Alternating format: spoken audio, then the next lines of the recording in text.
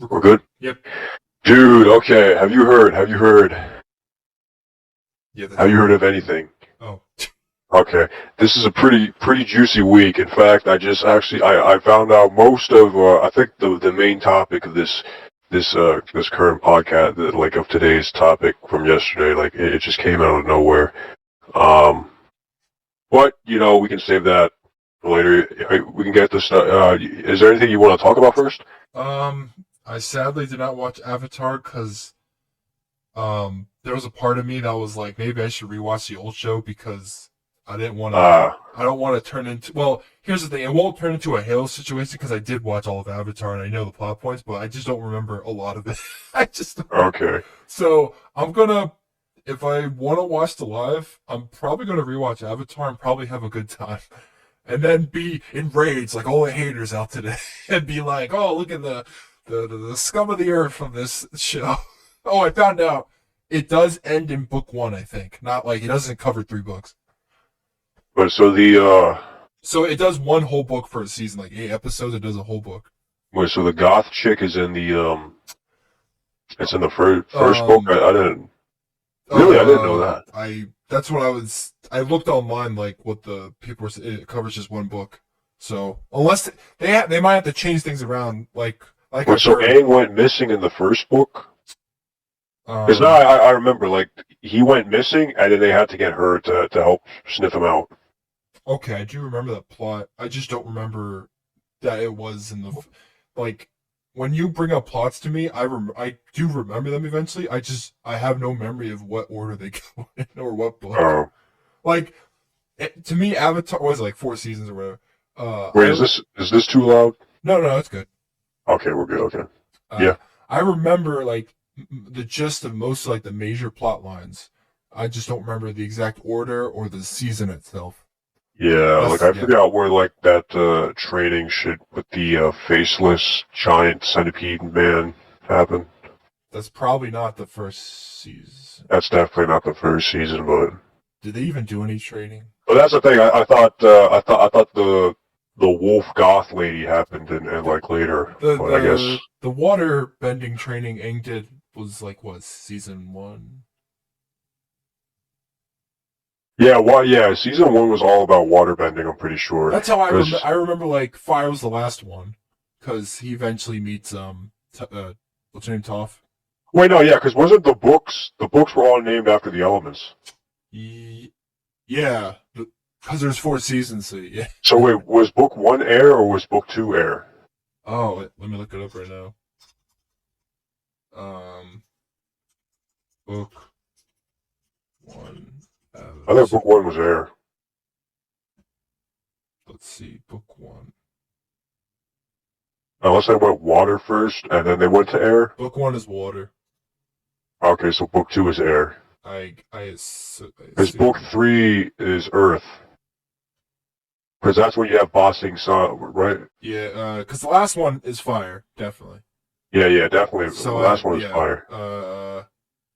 Let's see. Book 2 is earth. Book 3 is fire. Oh, is book 1 a total of 2 seasons? Wait, let me look. Book 1 and 2 really. Sorry, is there only 3 seasons? I thought there was 4. I guess there is no air because oh shit, he already is an airbender. Well, I guess my mind's all kabob. He relearns airbending. Must be the case. I bet they did that in the show. Maybe I don't know. I heard they made Aang like a total like whiny wimp or something. What? I heard that. Like they said, like his reason for leaving was very different in this TV show versus the old TV show. Really?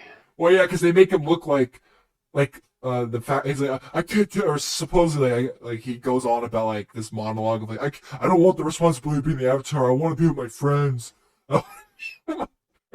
Huh. And I'm like, well, I mean, I get it. Like, was he like 12 or something like that, or 112? Or... Wait, did I thought they had that? Isn't that also like a minor plot point at some point? Oh yeah, I remember the. Or what? Did they like just make it a big thing, a bigger thing than it is? I have. Well, I'll watch it eventually, but that's what I've heard. Like, well, I've heard a lot of things. People are just. By the way, I think they filmed this like a couple of years ago. So like, when you see the cast like do these interviews and stuff, like you find out, like people are like these guys are more like like they have more emotion and like are more fun than anything they did in the show. People are commenting. I'm like, oh god. By the way, the guy who plays Aang was like I think like 11 or something when he first got the role, and now he's like 14 or something like that. Oh, So, shit. but I also found out that a majority of them are like heavy Avatar fans. Like they know all of it. Like, and one of them, the girl who plays oh my god, what's her name? Katara? Yeah, she's like she watched all of Avatar, all of Legends of Korra, read the comics, Nice. and I was like, that makes me happy. I was like, look, maybe whatever happened in the show, that's a writing thing. That's not her. At least the people who Yeah. were acting in it, like, had respect. Like, they actually, they do care for what they do. Yeah. Like, I can, be happy about that at least. But but by the way, also everyone just hates Netflix adaptations of anything. I'm with that crowd, to be honest. But I've heard the One Piece one. Well, I will say. I heard that was the only good one. I think because it had to be. Out of Yeah, those shows, I think- you don't want to ruin the one show. Also, because the actual creator got involved. Yeah, he was like the only reason they were able to do that was because Oda was there. That's the only reason they were able to even like make a adaptation because Oda said like he always wanted it. But he just had he said I think it was like about technology and like CGI and stuff, and from what I've seen it looks like a cool live action, but I mean that one too, by the way, is funny because I'm trying to remember now the One Piece cast. The guy who plays Luffy is a big One Piece like head. Like he knows everything. Oh, really? I remember that there was that video of him meeting Oda, and Oda like saying like you are truly like Luffy, and he was like crying. He was like when the guy who created One Piece, like one of the most known manga of all time, like stands right in front of you, is like you are what I created in real life. Right. That's pretty cool. I would die. That's pretty cool. 8 billion people, but no, you're the one. You are him. You are him. You are him. Oh my, I'll be like, that's like God right there. Like, That's crazy. It's like, and what else have, oh, speaking of like, well, Japanese stuff, like there's it's not Japanese, but there's a new X-Men book that might like have controversy, but not like because it did anything like, of American controversy standards of like dumb stuff, but more so just it's more like a higher rating, like more adult, but in a good way for comics, which they haven't done in a long time, the big two. And it's in this Ultimate universe, so it starts like fresh, clean, like a whole new universe of characters, like that you know the characters, but they're totally different.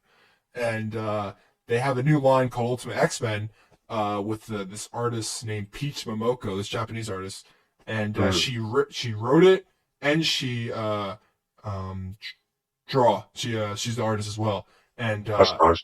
well, I know it's gonna be it's gonna be like divisive because one, the only connection to X-Men would be the main character, but beyond that, it feels nothing like an X-Men book, and I find that as like a good thing because it's part of a new like. Well, it's universe. the Ultimate Universe, right? Yeah, it could do what it wants, but Well, I mean, that's the thing too. Like, it is I mean, called X-Men. Comics got that kind of stuff. Where they can it just, does have X-Men on the title, so it would be really weird if you did make a book like without any type of X-Men related, in any way, shape, or form, a name or a, but there is a name. The character is Armor, and it's It's set in Japan. interesting. And it's all like a manga, like the feel, like the actual page, like not like right to left, I just mean like the art style, like, and because in manga compared to Western comics, they're more about character development than like you're there for the character journey more so than the story itself. Meaning like you can be there for its ups and downs for as long as you might take it. Like that's why people are able to watch like One Piece or Dragon Ball. Like when you have like hundreds of episodes, like you're there for the characters in those instances. Like that's why you could have like filler arc that's horrible, but then come right back. But in this, it deals with a lot of crazy stuff, like suicide. Like right off the bat, I was like, "Holy crap! This is a Marvel book." I'm like, and they don't filter it or anything. Like there's like 2 suicides that happened. One of like That's this awesome. character's old friend died, and then like this black curse thing was like, I put a curse on your friend who died teacher, and the main character gets a phone call of someone else saying, "Oh, that teacher, because of grief or something, just hanged himself." And you can see a picture of a guy hanged. And I'm like, holy crap, they're really going for it. I'm like, good for them. I'm like, they have the guts to actually like, like a good plot, but also like willing to, to show stuff. Not like. I'm gonna be honest.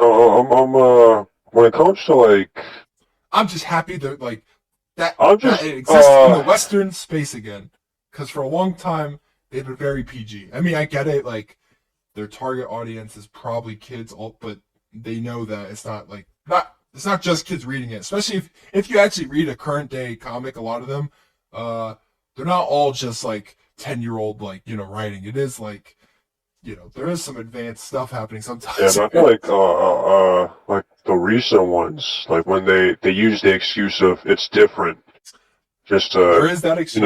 There is that. They use it as an excuse to rewrite it in their own image rather than making something new. You know what I'm saying? Yes, like I get what you're saying.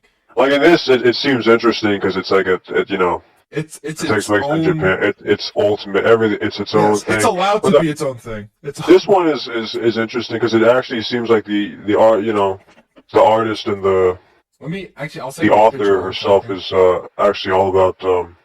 I'll send you a picture of how like you would like. It doesn't feel like because the artist is Japanese and she only. Yeah. I found out like Japanese people, like people outside of America or like outside, they tend to especially Japan. They I sent you a picture of the cover.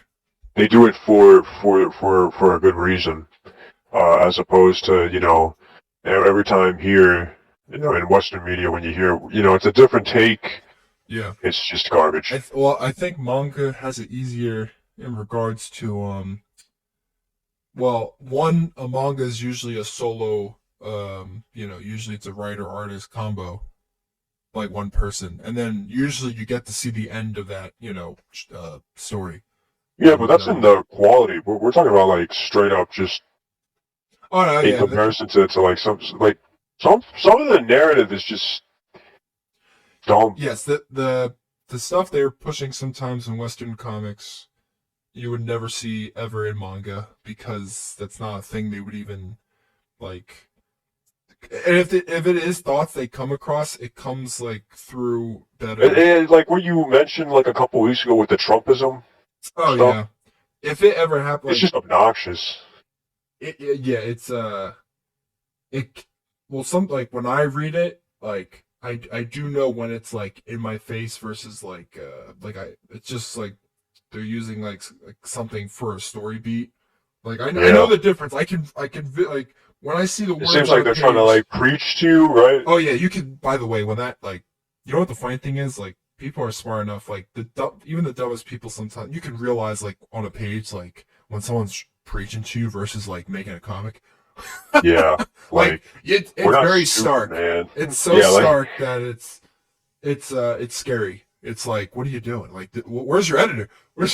Exactly. Like the editor let this go through. Like, by the way, that's the biggest complaint in the last like 5-6 years that like Marvel has no editors and so everything's unfiltered. Well, no, everything's just crap sometimes, or it's just like some weird. It's unfiltered crap. So they see here and there they get that or it's that like it's mostly a Marvel thing they talk about because the main Spider-Man run is known for you could say like the idea Marvel has this weird concept of like let's piss the audience off as much as possible because they will keep coming back no matter what. Like they will hate read, but we still get the money and they're still coming.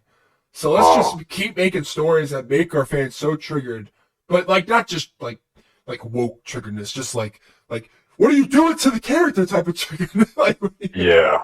like why are you destroying the character Ouch. I know well? Ouch.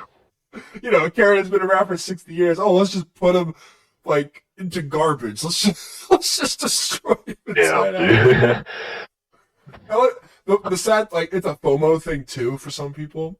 But the good thing is, it's not as bad. Like, because it's a different writer artist combo for a lot of books, like especially long lasting books like Batman and Superman and stuff like that. You can like dive into their run as they call it, and then you could dip out and then get back in for like another run, and you'll be fine usually because like they'll have like starting points, some like when it's a new run. Interesting. Not saying that everything that happened before didn't happen, but you have it. You can still have an easy time getting into the next person's run because after all, it's their first issue into that series, so they're gonna try to make it easy for the audience to get into their part of the story of the journey. So it's not complicated, but comics do have a problem with they restart with like new number ones when like especially like. They do that all the time. One, because they think it'll drive up sales, but in reality, like so it's like a exponential chart, but it's actually declining all the time, like sales wise. And they think every time they do a new number one, they might get like a bump, but that bump gets smaller and smaller every time. They keep because everyone knows what to expect. At the end of the day, that it's still a decline. So that bump isn't really actually resetting to that number one it used to be. It's still going downhill, and yeah, like for instance, the book Spawn by Todd McFarlane, it just reached its 350th issue, which is amazing for an independent comic. And people were like, "Will you ever like do a new number one or something like that?" And he was like, why be part of a space that has like 12 new number ones and be like the last or something in sales wise, where I can be like my number one on 350th, you know? Because there's always going to be a new number one, and too many books are, you know, number ones. Why compete if you don't have to in that regard? Like, yeah, it's a weird world of comics, especially sales and like the economics of it, because all these big yeah, well, it is also a business at the end of the day. So I will say that is a they're a book publisher, and yet sometimes you as a consumer and as like a meta reader, you're like, do they forget that? Do they not want to make money correctly? Like, yeah. But you look at other countries and like some in the same market, and they feel like they got it handled. Yeah. Wait.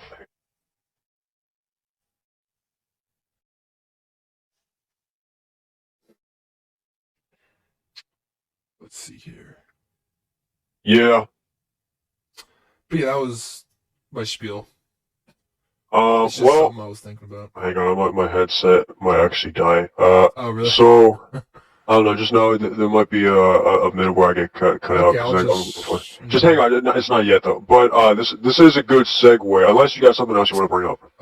Let me look around my room to remind myself. Did you ever watch Dune Part 1, or will you? No, I can't. No. Because Dune Part 1, I found out I think it was like meant like it was streamed only. That was like the big thing about it. And then now really? Part 2 is only in theaters right now, which I find interesting. Which I think is a better thing because the bigger screen is just more fun. I don't know. I'm not really into Dune. Well, I meant for like. What a visual movie is always better on a bigger screen. I just meant that. I don't know about doing that. I haven't watched it. I just meant like it's probably better for them to.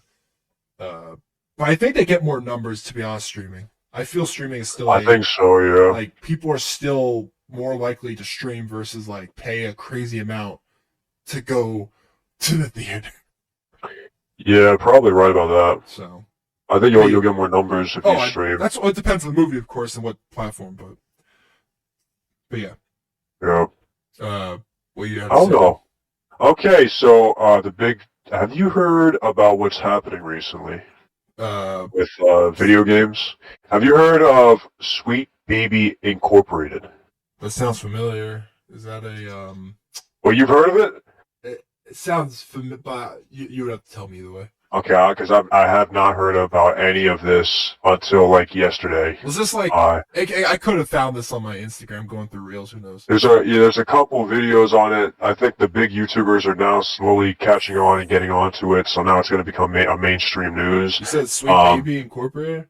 Sweet Baby Incorporated. So if you've been playing like any recent games or like have you ever noticed how like Oh, I'm on their webpage. wait, stop right there. Okay. So you know how there's like the idea of games are becoming more woke, or like the woke stuff is killing our games. Now, Yeah. I'm not, again, like, I don't think everything is woke, right? But, I mean, in my opinion, I don't know, maybe you have a different idea, but, sometimes you can actually tell some of the stuff is, like, injected into games. You could definitely tell. Okay, yeah, okay, never mind. We're both on the same page. It's like the thing I was saying about the comic thing, like when someone's preaching, when you read or watch something, you could feel it. Like it's the way it's written, it's the way it's portrayed. So. Yeah, it's been injected. So I mean, it's not an accident. For the past the past like half decade or whatever, maybe even a decade by now, like people have been saying, our games are becoming woke. This stuff is woke. This is, and like sometimes I'll be honest. Sometimes they say something is woke, and I don't really think it's woke. Well, I think for the majority of us can tell when something is actually legitimately, quote unquote woke. Quickly, right? I was gonna say,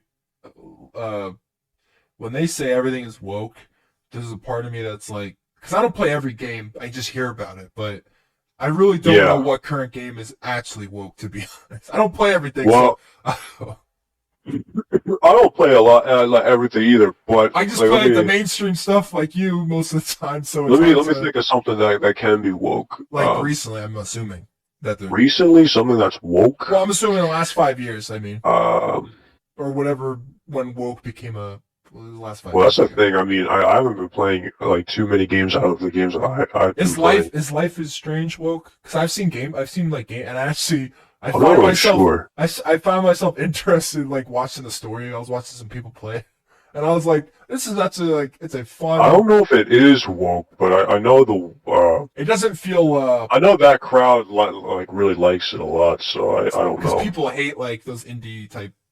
I mean they're not for me. I think they're. No, I mean like weird. people just like have a hatred though. People. Yeah, wait, hang on. Like on Twitch, like when they do like the live, like the reveals for games. Oh yeah, like Volcano High. I'm like, just let it be. Like it's not killing anyone. That stuff is for furries, man. Volcano High. I will say it's hang on. It's funny that they're all in high school. I mean, Life is Strange is simply just a human version of that.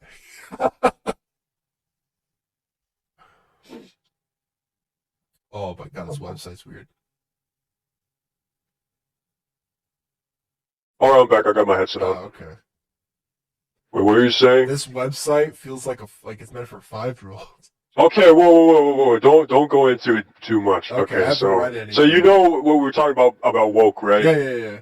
Okay, but it's always strange how now it's starting to make an appearance, right? It's like why are you why some of that stuff? It's more like. It's more prevalent now. Yeah. Like actually, like I can't. Okay, I'm playing a game at Helldivers right now, but like let me like search up a list of games. Right? I'll just type it right now. List of woke games. Actually, why don't you do that woke game? What would it get? I don't even list woke. Oh wait, no, never mind. Don't do that because now you're gonna get it. So it's a Sweet Baby Incorporated. Okay. Oh really? From the. It's connected. What if I ask my AI from Opera? Don't do that. Now Opera GX will think you're some sort of like right-wing conservative nutjob. Well, don't do that. Don't do that. Oh, apparently Opera GX has another problem. I use it for their free. Yeah, I use their stuff too. The block thing to block ads and stuff. But apparently, like they're connected to like China in some way. Of course they are. Yeah, unfortunately. But back to the main topic. So, I still use it. I don't know. Like, let's say like, damn, what is a game that I can think? Give me a game recently that people say might be woke. Oh, that's the hard.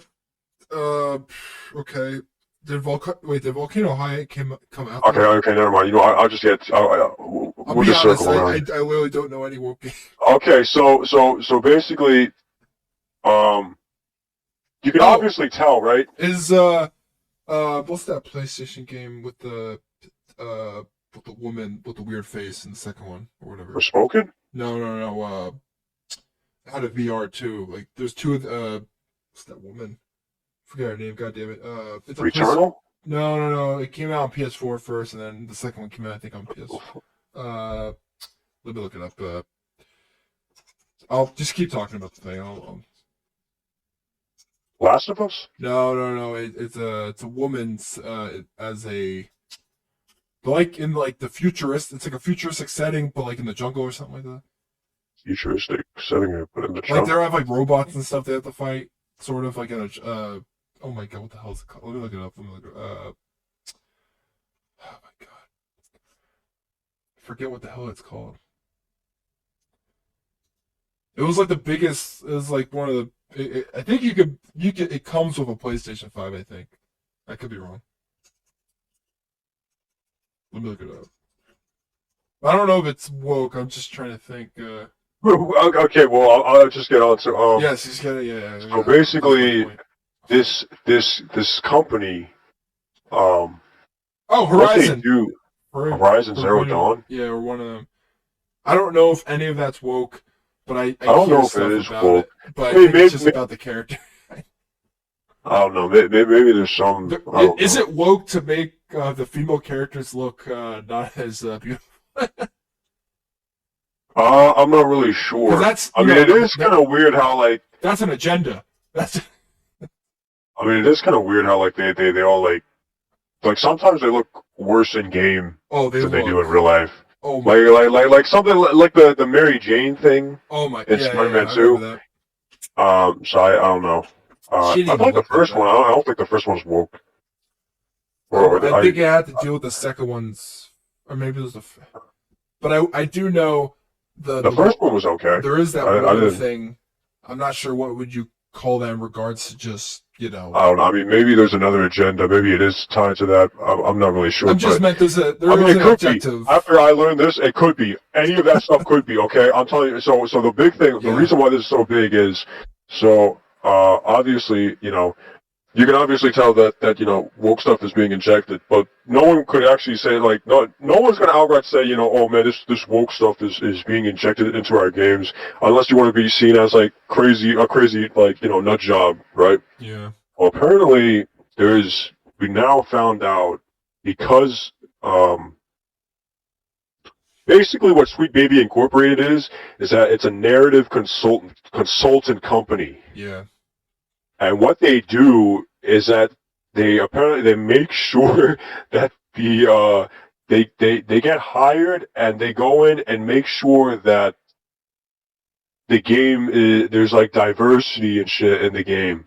Yeah, their services state writing, narrative, representation, and development. Yeah, they go in and make sure there's diversity and representation in the game. Why is that a thing, though? That's the thing. That's the thing. Some people have been pushing it off, saying, this is probably just like,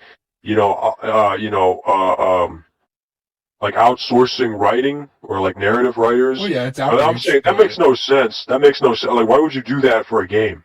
Because that messes up with like the narrative. I mean, come on, like having the game be able to, like, their game writers exactly, do their own... exactly. Wouldn't the game have its own writers doing its own stuff? Like, that doesn't make sense. Like, why do they need to bring extra guys, especially for the writing? You want to outsource. I understand. We program. We understand outsourcing your job to like a third party. But that's programming, right? That's mechanics. That's not how story. Systems work. That's not story. Story is art, right? You can't outsource that. That's like that. That's not your game. That's like. So exactly. Yeah. So it doesn't make sense. So what like. but that's the thing. This is happening. Let's see. So, Sweet Baby Incorporated. Oh, they tell you. Yeah, what do they say? They like when you hover over one of their projects, they tell you what they specifically worked on. That's the thing. Okay, so this entire controversy, it blew up. This one guy in from Brazil, right? Too, sorry. Okay, yeah. People, and apparently they also worked on Suicide Squad and God of War, Ragnarok, and Spider-Man 2. The biggest games in the last. There's what's it called? There's a guy from Brazil, all right, and he said that like ever since playing God of War Ragnarok, he said like something fell off, like he felt like something's weird about it. So then he did some research, he looked into a couple of things, right? Looked into it a bit more, and then he found, he discovered this company, Sweet Baby Incorporated, and it's been tied to all these games. Their clients is almost every studio, every big studio. There's like 50 clients. So then he looked into it, and then their entire point is to basically, it's to literally inject, quote unquote, woke stuff into the game. I mean, they go in and make sure that, it's... Yeah, it's injecting. I know, we can't even substitute, like, it's straight up injecting. No, like, they're straight up making sure that it's... Their team mission is literally, we are here as a consultant to diversify. Like, we are here to change what is wrong with your problem. Exactly. They go in and make sure that the game is diverse enough, and they make them change things that you can't do that, especially on the narrative. That's why no one likes Borderlands 3. They worked with 2K. Did they work on it? Well, that's the thing. So they're like, okay. So people then start bringing up certain games. They're like, okay, so did they work on this game? Because, you can feel it. You can, these games, you can feel it. I mean, you can't describe how you feel it, because people are going to like, oh, man, you're a sexist, you're a racist, I will say, this and that. The ones I do feel, I never thought of, like, the actual whole game as a, like I can just put the one word woke above it, like as like a title marker, but there's moments, but yeah, there's certainly moments that are just weird. Yeah. Oh, you have Goodbye Volcano High. They basically worked on everything. Wait, they worked on that? Yeah. Oh my god. It says we worked on narrative direction, narrative design, writing, character voice, and sensitivity reading. That's all their points. That's all. So that's okay. So the guy found out that they were working on all this stuff. So you know what he did? On Steam, he made a Steam like add-on or like a group thing, right? Yeah. And basically in that list, he's adding games that they were involved in. So he's making an entire list, listing all the games that these guys have been involved in. I will say they're not being private about it, though. So, but I get the point of what that guy's doing. I understand. Well, no, but that's the thing. They're not being private about it, but we haven't heard about this. That is weird. I haven't heard about this, and then I looked into it. Like, the Act Man? Yeah. The Act Man is now looking into it. Some Ordinary Gamers is looking into it. All of these guys on the internet are now looking into it. But that's the thing. Act Man pointed out, I never heard about this. And then someone said, well, this has been going on for years. How could you not hear about it? And that's why. And then he said, well, I have a real life. I have a real life too. But like, even when I was on the, I was like, at home and not had nothing much to do, I didn't even hear about it. Yeah, to be honest, like, most people aren't going to hear about these things because they... Well, most people never even knew this existed. This sounds like a conspiracy theory. First of all, something like this, like, in order to look into this, you have to be, like, very meta, like, into, like, these games. Like, you have to, like... That's the thing! You have to care enough to, like, for me and you to even be talking about this, like, we know about developers and public. We know more than just the video. We understand, like, what's behind it and... Yeah, but even we don't even like realize this stuff is happening. Oh yeah, because it's public, but it's not actual public knowledge that you can like. I mean, we can search it, but they don't go out of their way. That's the thing. Maybe because he made a list. I don't know. I don't know, but here's the thing. Okay, there's multiple of them. There's multiple of these. That's not the only one. Oh, I bet. I mean. That's when everyone realized there's probably like a dozen of these companies, and that's all they do. They inject that like. Why do you think developer? Maybe it's a publisher thing more than a developer I don't thing. know. Someone brought up the idea that it might be connected, and now this is where it gets really conspiracy. But like, you I can't can even say already it's tell. conspiracy. You know the BlackRock and ESG score stuff? Uh They're saying it may be connected to that. huh. But I don't know about that. All I know is they exist, and this is what they legit do. But and okay, and here's the thing too. You can't even like that guy, the Brazilian guy who made that list on Steam. It's like what? I forgot what it's called. It's like Steam Baby Incorporated, like curated or something, or like DG. He basically makes a list of them. So if you want to avoid games that they've had a hand in meddling with, you can, right? So the employees of the company found out, and then they started like, I don't know, harassing him or something. Like they started like taking digs, like shots at him basically. And then they tried to get that that list of his, and he has like 100,000 followers now on that list alone.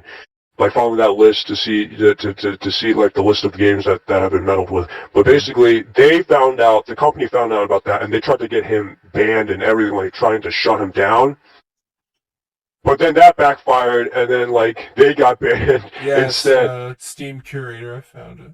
Yeah. So now he, like that the company and him are like in an active like He has so many shootout. followers. That's it. And like, and now it's the cat is out the bag. Oh, Valhalla. Damn. Yeah, Valhalla I think is Oh, also Gotham Knights. Gotham Knights is involved. I think he took down Starfield. He thought Starfield was involved, but he had to take it down because there was no evidence that Starfield was involved. But that's the thing. A game that people thought they had, that the company had, Yeah, I wouldn't like, just randomly. Hopefully they're vetted. But that's the thing. A company that someone that they knew that they thought for sure would have had like meddling was Forspoken. You remember Forspoken? Yeah, I remember that game. People thought for a fact Forspoken would have had that in, but it turns out they weren't involved. But then he looked into it, and then he found out they weren't involved, but a completely different company.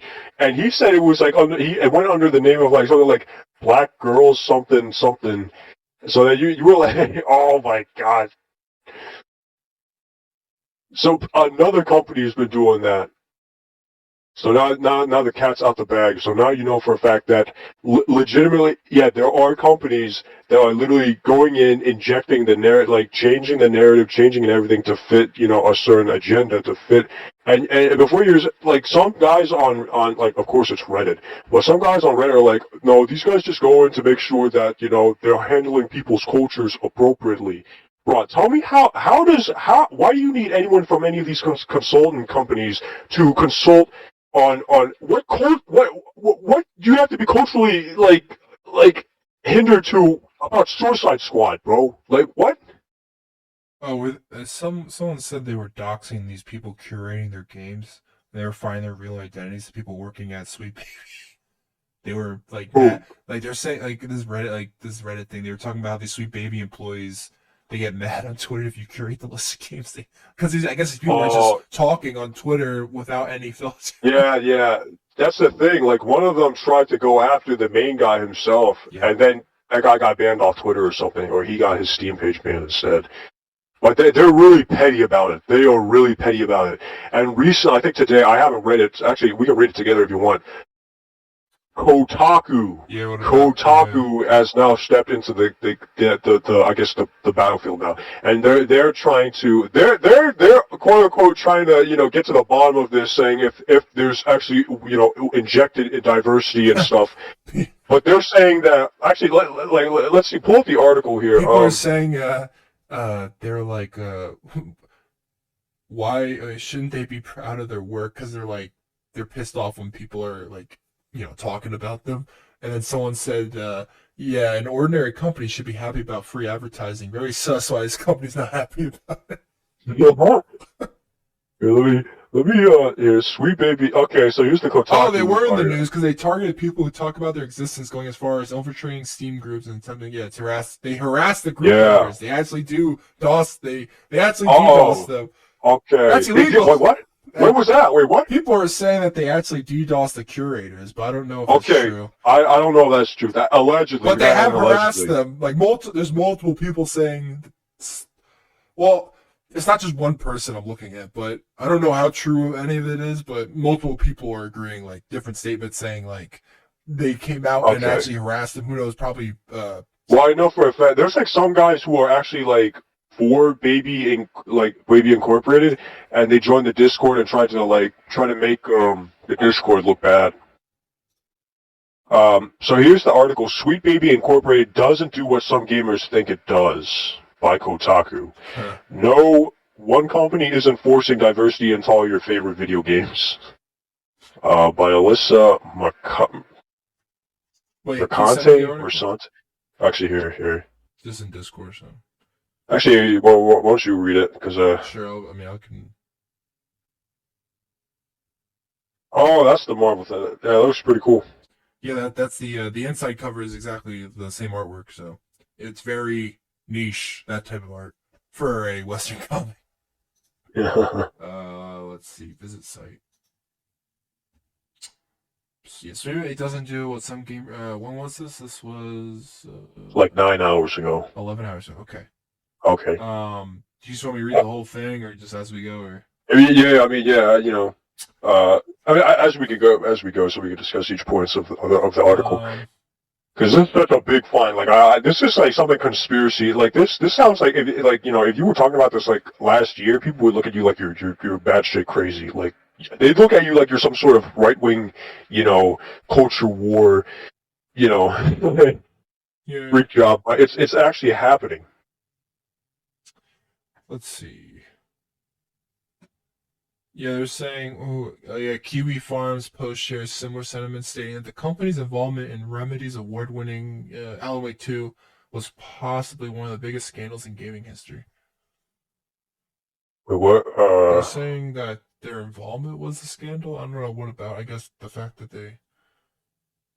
This ire against Sweet Baby Incorporated isn't new. On October 23rd, Kiwi Farms post shares similar sentiments, stating that the company's involvement in Remedy's award-winning was possibly one of the biggest scandals in gaming history. I didn't even know about it. See, I didn't even know that, but yeah, wait, post similar sentiments. Of course, they post a picture in this of Stellar Blade. Oh, yeah. See, I heard, the women thing, but this is the opposite. I heard something. Yeah, there's like a lot of. They don't like how. Dude, it's either she's attractive. It's either people are online like, oh, they look ugly. Oh, they're too attractive. I'm like, what is your? Yeah, that's what. Yeah. That's just stupid. Those are the only comments, by the way. That is what the world thinks online. You're too ugly, or it's too attractive. What's so wrong about that? I don't know, bro. I don't know. How is there a naked? Like, what does that impact? Like the game? Like. They want to make that game that way. Who cares? For real. I mean, didn't the guy come out and say, like, you're going to be looking at the character for a while, so, I mean, you might as well make it. So, man, actually give something nice to look at. Hey, no one should be... I remember I was watching people online, and it's like, what do people complain about? They're just watching the trailer, and they're like, I don't see any complaints here. I don't see... Let's see. The conversation around Sweet Baby Incorporated has ignited a fundamentally misinformed Gamergate-esque firestorm. Uh-oh. Its employees have faced rampant harassment as a direct result. Industry figures have had to deny allegations that SBI comes in and completely changes their games. I spoke with Sarah. Okay, well, I'm going to be honest. Industry figures had to deny allegations that Sweet Baby Incorporated comes in and completely changes their games. I don't think completely changes their games, but I think change. That's not what anyone. I think that's a bit disingenuous to say like that. The story would probably feel different. The story would feel different, yeah. The game is probably has a beginning and end without them. I think that line, completely changes their games. I think that's quite, disingenuous in saying that. No one's saying that they're changing the game completely. They're mainly talking about the narrative changes. The next part talks the bad actors thing, where people to learn about whether how people are they're just Yeah, saying what bad nonsense. actors think companies like Sweet Baby Incorporated do? The games industry has had its fair share of struggles lately, from massive layoffs to wildly expensive games like Suicide Squad falling short of expect. Well, that game sucks. So, according to the loudest Helldivers members had of layoff the, oh yeah, wait, really, because of Helldivers? PlayStation. I think PlayStation Oh, had. wait, Or really? I thought they were independent though. no, well, if you look on their they had an Instagram thing about. They also were part of the. Let me look it up. Arrowhead. I think. Yeah. Yeah, Arrowhead. According to the last members of the Sweet Baby Incorporated Detective Discord. So this is the guys going against Sweet Baby. The company is directly responsible for those failures, not the studios that employed them in the first place, because of the content Sweet Baby allegedly forces into games.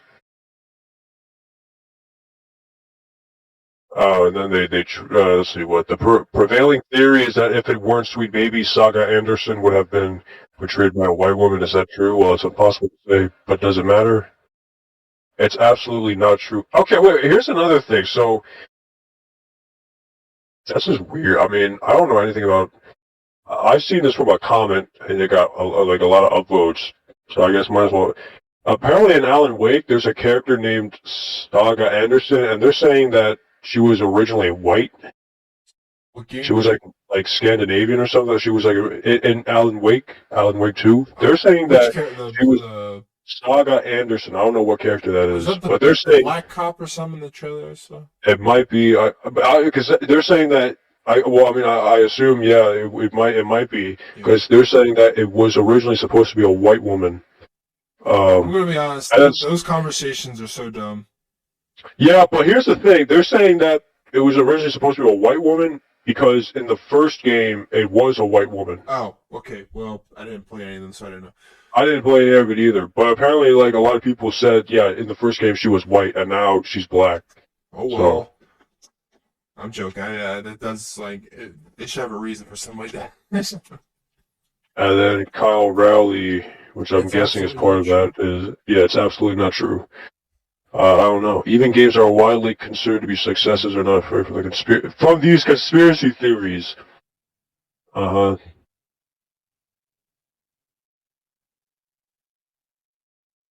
managed to spend an hour or so in the. Yeah, wait. So who are they talking to then? Are they talking to the Detective Discord? He was booted from. On March 5, I managed to spend an hour or so before I was booted from the space, likely because I identified myself as a Kotaku journalist. In it. Oh, in it members should. Yeah, do you know Feminist Frequency? No. Have you heard about the entire thing with Anita Sarkeesian? Sarkeesian? Yeah. One image showed several pictures of the protagonist Eve from Korean developer Stellar Blee. Oh yeah, that Kotaku shot right next to it. Yeah. Oh yeah, there is a weird. Besides like women being, quote unquote pseudo ugly, ugly to depend, but ugly, but ugly in regards that this is like those images. By the way, it's the same thing. How black people have like a problem with how black hairstyles in video games is always like 3. I heard that's like only an IGN. That specific one guy from IGN brought that up, and everyone else told him to shut up. It made me think. I was like, but did anyone? I mean, I get it. If a majority of games did that, though, I guess I would notice. But since I'm a white guy who doesn't really play a lot of games where I focus on either like hairstyles or I'm not playing Dark Souls all day. I'm not playing. Yeah, but I don't know. I mean, I only heard that argument from that one dude. But that picture though, the embrace tradition, reject modern. I thought that was an ad. No, that was his Discord. That was the shot that he's talking about. How the Stellar Blade ones, and then every game that has a chick that has either like short hair that's like colored, like the bob, which is like iconic for people who are like, oh, here's another crappy. Here's like. Yeah. You can already tell the character type and what they're gonna portray as. One image showed several almost 2K. There are already a bunch of infiltrated people here screenshotting everything, sadly. So just keep it cool, brothers. We can't let this server or the Steam group get taken down. That's all I ask. Keep it cool. Several people in the Discord expressed concerns about glowies, a term coined by members of the far right for those suspected of being federal law enforcement officials or their informants attempting to infiltrate their online spaces and set them up for legal consequences. Bro, That's a little weird. Bro, how deluded? That's Everyone like uses the glowies, man. What are you talking about? I never actually heard that term, but I understand. Munahar uses glowies. Oh, like actual. That's a weird thing, though. I don't see I don't think that term is it's not really associated with the far right. Like, but I will say the infiltration thing. Like, I don't know if anything that's happening right now is, illegal. Well, I guess they're talking about if people are taking it too far, maybe in the Discord. Okay, so I guess this Kotaku article is saying that Sweet Baby Incorporated is enforcing diversity. It's happening naturally. Bro, this ain't happening naturally at all, man. You can see this from a mile away. Yeah, he's a 31-year-old member of the Discord told me he also insisted without providing evidence that Sweet Baby Inc. adds race and identity group quotas to everything they are involved with. Well, there's no actual evidence necessarily. Yeah, unless you somehow breach into the data and then... Yeah, just big words in their Google Doc. All these kinds of social media posts argue that companies like Sweet Baby Incorporate somehow force game studios into include diverse... Well, if that's but that is in their team, their what do you call it? Their team mission, like their statement, like about them being there for diversity and like all the other things, like that is their mission. Their mission statement. So when they do go about being a consultant, those are the things that are going to be added or looked for. Yeah. So therefore, is that woke? Well, they are there to technically wokeify in their way. I mean, wait, what does this mean? Sweet Baby Incorporated is a narrative design company, meaning most of its work is focused on writing stories and dialogue. They are not a DEI consultancy firm. What's a DEI consultancy firm? I'll look it up.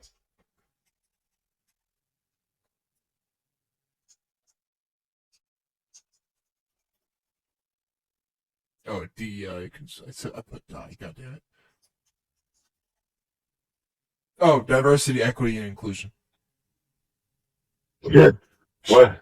They're saying they're not specifically. I don't believe that. But I think they are, though. Yeah, I think they are. Look, I'll look at about. Our mission is to tell better, more empathetic stories while diversifying and enriching the video games industry. We aim to make games more engaging, more fun, more meaningful, and more inclusive for everyone.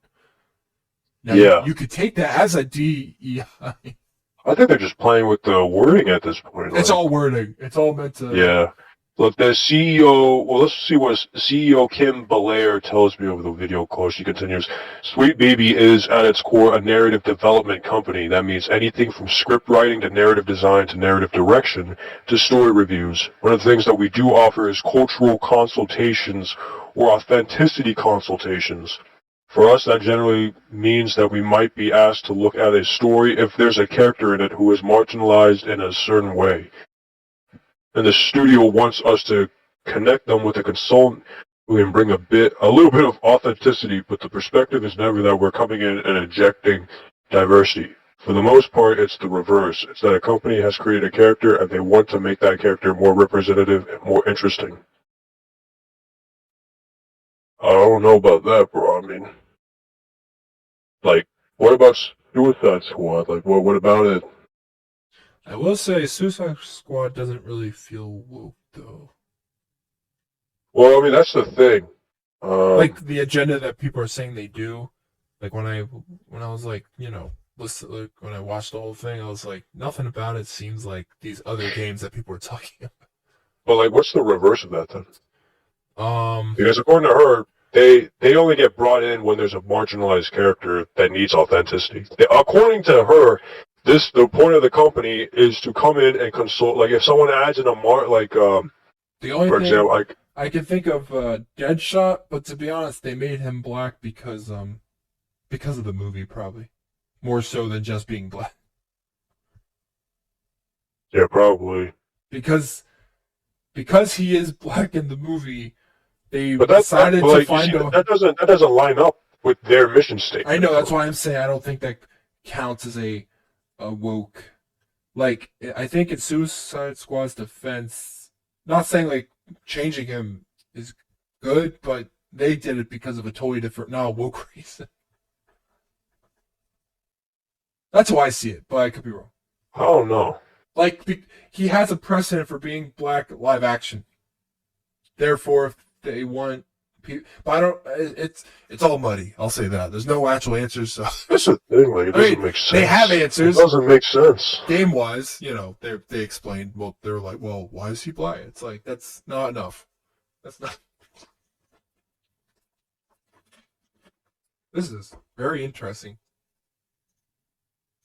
Making games want to make the experience better, and that more diversity and representation is a byproduct of that. I mean, I don't think so. I mean, I'll be honest. Like the games we had like 10 years ago are still better than the games that are getting cranked out now. Let's see where. You think? Oh, look. You think Destiny has something like this? This is what this woman looks like. What? I'm joking. It's not like we can't say anything like that, bro. We can't say anything like that. But she seems like that more diversity. He says making something more representative and joyful for a marginalized person in a video game is not a zero-sum game. It doesn't make anything worse for the male character of the game. For the white character, well, why'd you bring up white and yeah, the CEO and co-founder Kim Belair previously compared white male gamers to picky gamers as she explained how her company gained influence on major video game developers during a 2019 Game Developers Conference. Wait, where are you seeing this? I went on, I found this. Let me send it to you. I was looking up other. I sent it.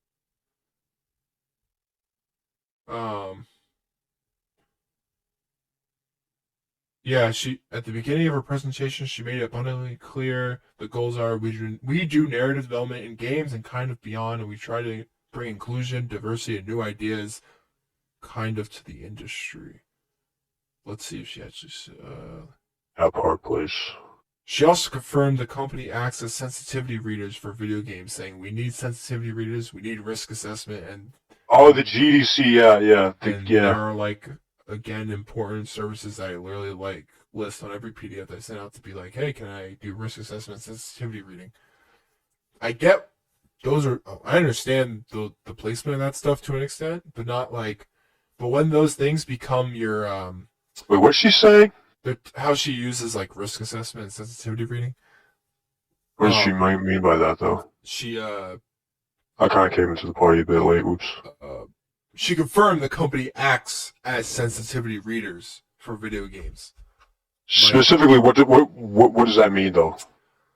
Like, they'll look over a story and see, like, what needs to be cut and, like, what, as a, like, when you consume what the game, like, they'll look at it and be like, well, you can't do this, this, and this because of the sad part is, I don't know what counts as, like, what is their criteria for sensitivity?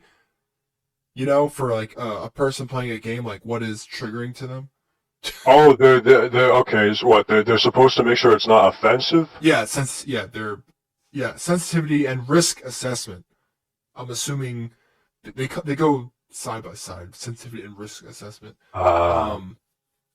That's just a weird thing to have in general. I think they do it so they can. They need to market properly, and they need for the economics of a game, like. They need to. There's a lot riding on it. If you're a AAA game, therefore. But the fact that you have to worry about that, like, they make it one of their assets of what they do as a company. Well, how often does that even happen? Like, I don't even see that happening. I guess. Well, of course that stuff exists because you can't just make like. Well, you can make anything I mean, on of course, Steam. race, like, there are actually offensive things. Yes, but here's the thing: you could technically make that stuff like if you put it on Steam, but most likely it'll be Wait, like, swatted. we're talking about, like, AAA here. Yeah, so that's the.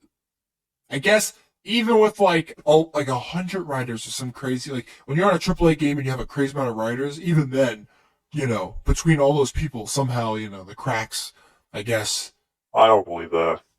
I don't either, but the fact that she has a company that does that means that it happens, or she forces like the word injecting. She injects it in. Well, I mean, She injects more so than what the game uses that for, like risk assessment and stuff. They have it. I think that's just a cover up, bro. I'm gonna be honest. Well, Because, like, let's be okay. Again, Suicide Squad. What could be offensive about that? yeah, well, I guess nothing because she was there. It doesn't make sense. I guess. know, like, I guess in because order of the studio I know what you're saying. Like, in order for it to exist, there has to be a reason behind it. But I don't think that's the reason at all at this Yeah, point. you Because, mean like, like the actual main. Yeah. yeah, like we don't see, like, like, dude, the only thing that's like the only thing offensive I could remember is like chicken fighting in Far Cry 5 or something like that. Like, Pito wrote an argument, like, entire article about like that's the only thing I could remember. Like, She said, interest. Oh, they showed a picture of in oh my god, is it Angrobda from God of War Ragnarok? oh, Angraboa. Yeah. Oh, they spelled it wrong. No. The Well, I don't know how I to don't. pronounce it. It's Angrboda. Yeah, I know who you're talking about. Yeah. I don't. Let's see what she even. Does she even talk about? I don't think she even talked. They just put a picture that she says. Suppose I don't know where these quotes come. I guess from this 2019 conference maybe. Um, Interestingly, while Blair's entire discussion was about how she can add black characters to video games under the guise of representation, she revealed she actually advised one company to remove a Frenchman. She revealed, I once worked on a project where they had an all-white cast where they expressed their desire. Okay, we need to mix it up a bit. How about this character's like stereotypically French? So they had a beret and they have like a striped shirt. And I was like, okay, if you need to do that, can we at least make them a person of color? And then said, oh no, that would be weird. They're already French. And then, so I want to do better than this. She asserted, what the Okay, well, I mean, I don't know how. I mean, these are quotes, but I don't know. I mean, yeah, she said that. This is hers. Yeah. Okay, that's pretty weird. That is freaky. That is. Well, Oh no, Dungeons and Dragons, Dark Alliance. I'm a really big Dark Alliance. Isn't Dungeons? Isn't that game bomb? But isn't the whole point of Dungeons you can do like be anything, do what? Let's see.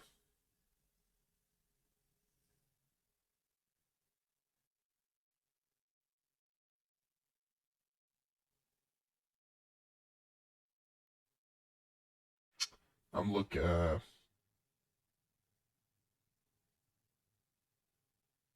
She said it's harder with AAA games because they don't, with the higher ups, they don't see the value. I don't know. And then she said, let's see. If you start to consider the people who are player and audience facing, you have to deal with mitigating harm and with keeping the sentiment around their game and their project positive. There's like a genuine value that you could impress upon them both ethically and financially. You could say this is important. She said, this is a weird like narrative hurdle that doesn't have to be there. Yeah. Oh wait, is this Alan Wake 2 now? I saw like a video of her at the GDC saying that Oh wait. Ironically, all of Blair's comments contradict recent comments made by Chris Kindred, on her now deleted Blue Sky account, where she claimed the company was not doing any of this and had no influence on major studios. Kindred posted on social media saying, trolling their forums and chats and realizing that they don't care about Sweet Baby at all. Sweet Baby is just the most visible and most vulnerable. They think we're some super firm funded by BlackRock, that's receiving ESG funding and tasked by some entity to hold studios hostages. That's crazy. Wait, what? So, wait, what? He also, they don't know how many of us there are, so they make it up. They don't know what we do, so they make it up. They don't know the impact of our work has on the studios that hire us, so they make it up. I guess it's the guy that works at. So they're saying that all that is just wrong? Yeah, this guy Kindred's talking about how it's all like they don't understand. Like they're just making up everything. I mean, they could be to an extent because after all, we're just basing this on like what the company looks like, what their mission statement is, and the games they've used. So we see the product and what they are, and we're trying to compare. But then we also have, we literally have word from the CEO explaining what she does. Yeah, that's the when she talks, it actually like ruins her everything. That's the thing. Like she outright admit, like they did what this guy Kindred is denying. Yeah.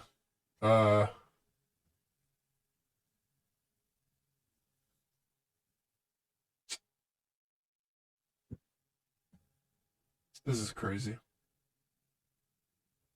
There are darker forces at play.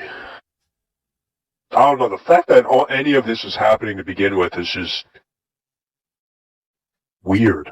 It is really weird because, like, why is it a thing?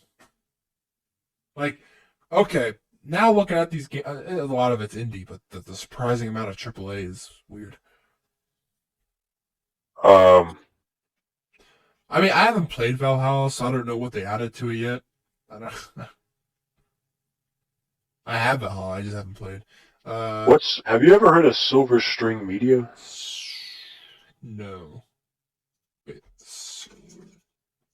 Silver String Media. I'm looking inside this Reddit thread, Okay, and they're mentioning. Is a critically acclaimed game studio and narrative design firm. Oh, these firms. It's another one. It's a queer-led video game narrative design studio. I should say. So they're. I just feel like. With a team full of unique voices, we create hopeful, imperfect worlds, and we fill digital spaces with love and cosmic awe. They're in Canada. I hate Canada. Yeah, their guy in charge hates them probably. Let's see. They've served as a vital and vibrant voice within narrative indie games for a decade, creating a string of short experimental titles supporting the alt game scene and working as narrative consultants on indie darlings including Celeste, Crypt of the Necrodancer, Where the Water Tastes Like Wine, Manifold Garden, and Wandersong. Actually, wait here. They have Oculus Quest game. This entire I don't know how. I'll just read this Reddit thread. This guy asks, "What exactly was Silver String Media?" I've never heard of it, and I'm around this stuff. And this guy says it was an ideas network that, for a fee, would supply game journalists and publications with thoughtful ideas to discuss to elevate gaming discussions to form the basis of articles. Some art analysis stuff, but Some art analyzes stuff, but every now and again slipping in some social justice stuff to it. What does that mean? Art analysis? Oh, some art analysis stuff, but every now and again slipping in some social justice warrior stuff. There was also another company connected to it whose name I forget, which was based on video game consultancy work too. The fact that that's even a thing is so weird. This guy says that doesn't sound bad at all. It is when it was all just an attempt to change and shape gaming. Like pieces were on about how gaming having violence in it so much was the cause of stagnation, and it was time to move away from it as an industry as a whole. Basically dressed up versions of what Anita and Co. pushed. Would you say something similar about the military and similar governmental bodies attempting to change and shape game? What the heck, man? Yes. Because I know it's coming. Most companies don't pay weapon makers anymore, military. What the hell is Mastodon? Is that like Twitter? Mastodon? Yeah, wait, wasn't Mastodon like the thing that everyone, after Elon bought Twitter, they all decided to move? Because Polytron doesn't have Twitter anymore. They said they moved to Mastodon. What's Polytron? It's a game studio. It's one of the game studios that Silver String Media is it's one of their clients. Unannounced project with Polytron. And then I thought I saw somewhere online that this company, supposedly with the Sweet Baby thing, they said like they work with them or something like that still, and Polytron said like we don't even make, or supposedly they didn't make games anymore. I was like, what the frick? And the CEO got mad at the industry and all this crazy stuff. How deep does this go? Too deep.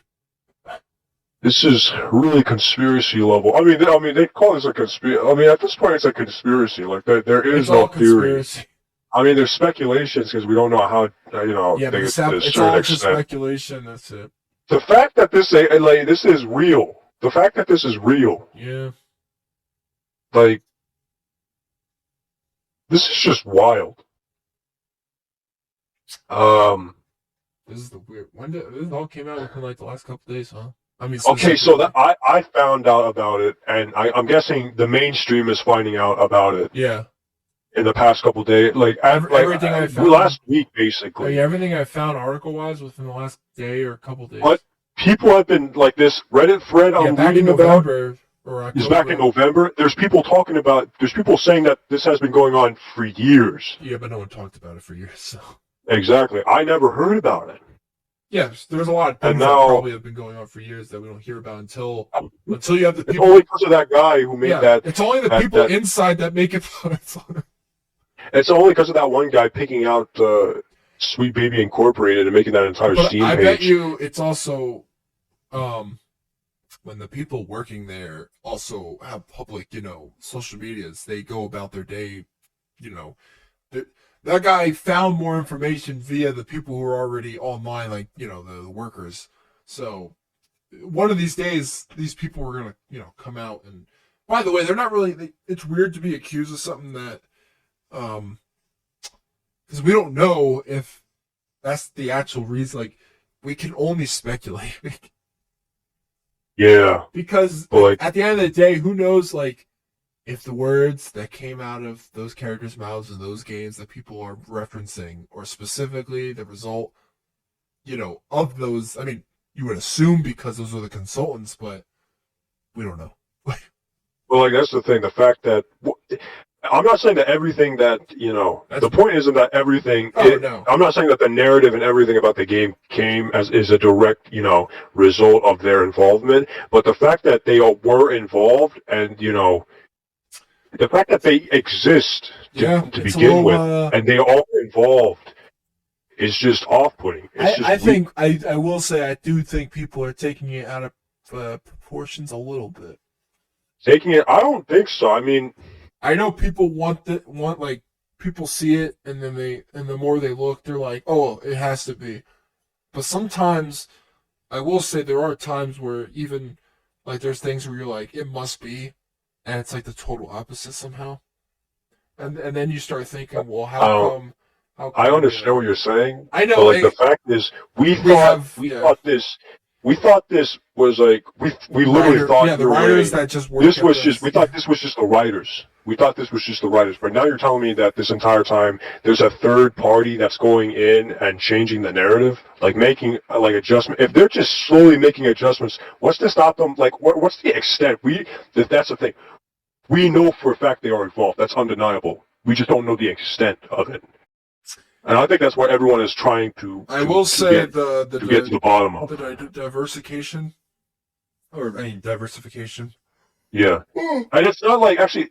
Real quick, the fact that like they even specifically pointed out what they're changing and why Yeah. they're pointing. They're the ones bringing up points like diversity and inclusiveness and all that. They're the ones bring that up. Okay, they are publicly bring that up. No one is accusing them of that. They are. Yeah. Each game, the ones that they're shown that they worked for, they actually say specifically what aspect do they put their input in. So, do they? Yeah. Remember, I was. Oh wait, hang on. My headset's about to die. Hang on. Oh, okay. Wait, let me get the wire. Actually, here I'm gonna have to switch to my laptop. Actually, no, never mind. I'll just get the wire. Okay. Let's see here. Wait. So they actually list what they specifically Alan Wake do. 2, they worked on character arc, voice, and sensitivity reading. What does sensitivity reading even mean? Well, if I can give you like a more accurate, because I haven't understood. Like I'm assuming it has to deal with like what I said before about the. It's not objective. Wait, hang on. I won't be able to hear you. I'm gonna look it up.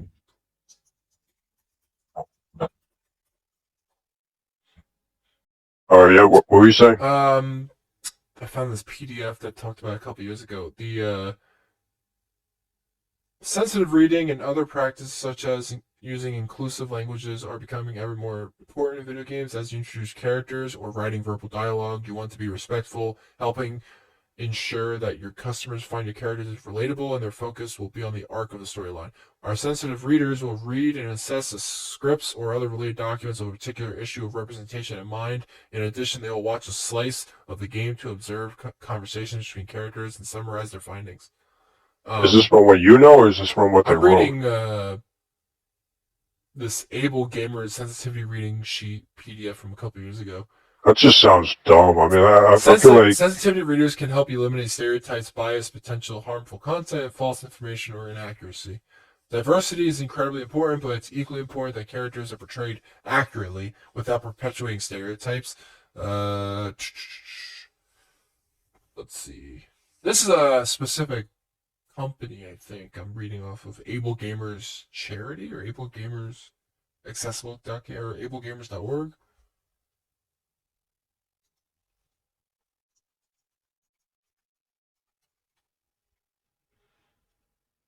Change. Oh yeah, this is this website, this charity / company has to do with disabled like gamers,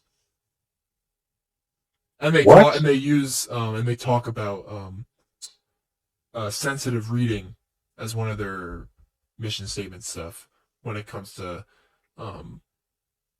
well, it talks about that in reference to. It just sounds stupid to those type of people, but you can use that statement in general as what sensitivity reading is basically, or how. So when it's just the people they have people sit, look over the game, look at the dialogue, look at every aspect of the characters, and see if everything is, nothing. There's no biases. There's nothing that will make people trigger. There's nothing that's wrong or inaccurate. But they're also saying that, what's it called? Like they're making sure the game is diverse, right? It has to be diverse but accurate at the same time, which is it has to be diverse and accurate. Well, that's the thing. Well, I mean, if you're like Battlefield 1, I think the game's got to be naturally diverse. If you're Battlefield 1 or Battlefield 5, yeah, good luck. I guess they didn't have no sensitivity, or rather, they did. They ruined. But what is this guy doing in this war? What is it? I don't know, man. I mean, it's weird. This is just weird. But I haven't really noticed a lot of it to the extent people are. I think that's what they want. I think that's what they. I'm not like taking a dig at you or anything, but I think like. I think that's kind of what I don't read into a lot of gaming stuff, so when we talk about that, I hear about it. I just hear about it. I don't. And so therefore, like when I talk to you about this for the very first time, it's actually news to me because I know I hear people say woke, but I really don't see any references. Like unless I would actually have to go out of my way to research it. But usually, when big topics like this come, usually I just see it in feeds and like it just comes to me because it's so freaking big. But I know it's there. Like by the way, this woke thing. it's sadly all forms of media when they go about this. It's I know infested into all forms of media, man. It's everywhere. but the degree is hard to like tell because Well, the only thing we know for a fact is that we know it exists. This isn't some I will boogeyman that they're say, trying to. yeah, there's a lot of these games that are like major AAA's that like one after another have an aspect of something woke. You could say Helldivers is not that. Because how could it be? I mean, like the point of that like Yeah, like a game like that, like I don't know how you would. I mean, I know how you would, but it wouldn't be Helldivers. yeah, it wouldn't be Helldivers. These other games do it, but the game still can be the game. Actually, wait, why don't you search up like the woke? Because I'm pretty curious about Suicide Squad. I don't know much about that game. I only know what you told me. Let's see, woke aspects. Why maybe it's related to Batman? Maybe. What? Maybe they think that because of them they got January 30th. Batman. Oh wait. Z League. A day ago. Holy crap! What the frick? Are fans divided over whether Suicide Squad Killer Justice is woke or just poorly received? Okay, let's see. Oh yeah, on their Reddit, there was like people were like, "Is the I'm gonna game be honest, woke?" like Reddit is I know. mainly It's a lot of negative stuff, but no, but like Reddit in general is mainly a bit left leaning. there was one fan said That's there was that's frustrations about unfounded woke claims and misinterpretations by non-players revealing insights into the cringe debate. What does that even mean? Maybe like there's scenes that might come across woke to someone who's not actually playing the game. Like they just hear about it and they're like, "Oh, it's woke," but it could just be a cringe scene. Like the way they go about a scene could maybe it might the scene could come off as woke to one person who's not a natural gamer or not playing the game, but if you play it, it's just a cringe scene. Like they might input something that I don't know how that could be because I don't see it that often. Well, let's see. Another person I'm gonna be. I mean, maybe. Okay, I guess if I really think about it, there is a way to somewhat tell if something is somewhat. There's a weird aesthetic to it. I kind of noticed. I'm trying to see.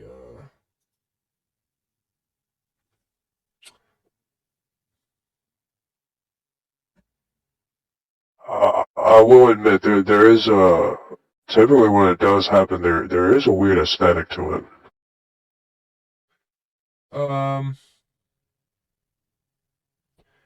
There's no actual claims of it being woke. People are just a lot of people are. Let's see. A lot of people just say it, but most people just have problems with just the story being crap or technical issues. Let's see. Why do people even call it woke? What the frick? Is it just because what's their name were part of it? uh.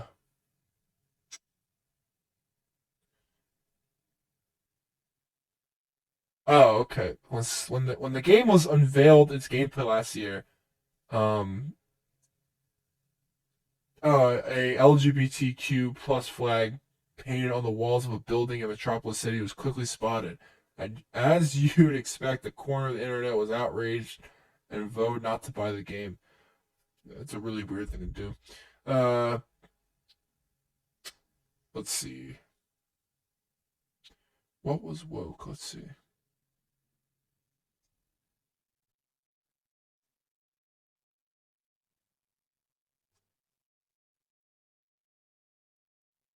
Let's see. Wait, I'm trying to remember anymore. Suicide Squad Kill the Justice League is like a self-unaware parody of woke writing tropes.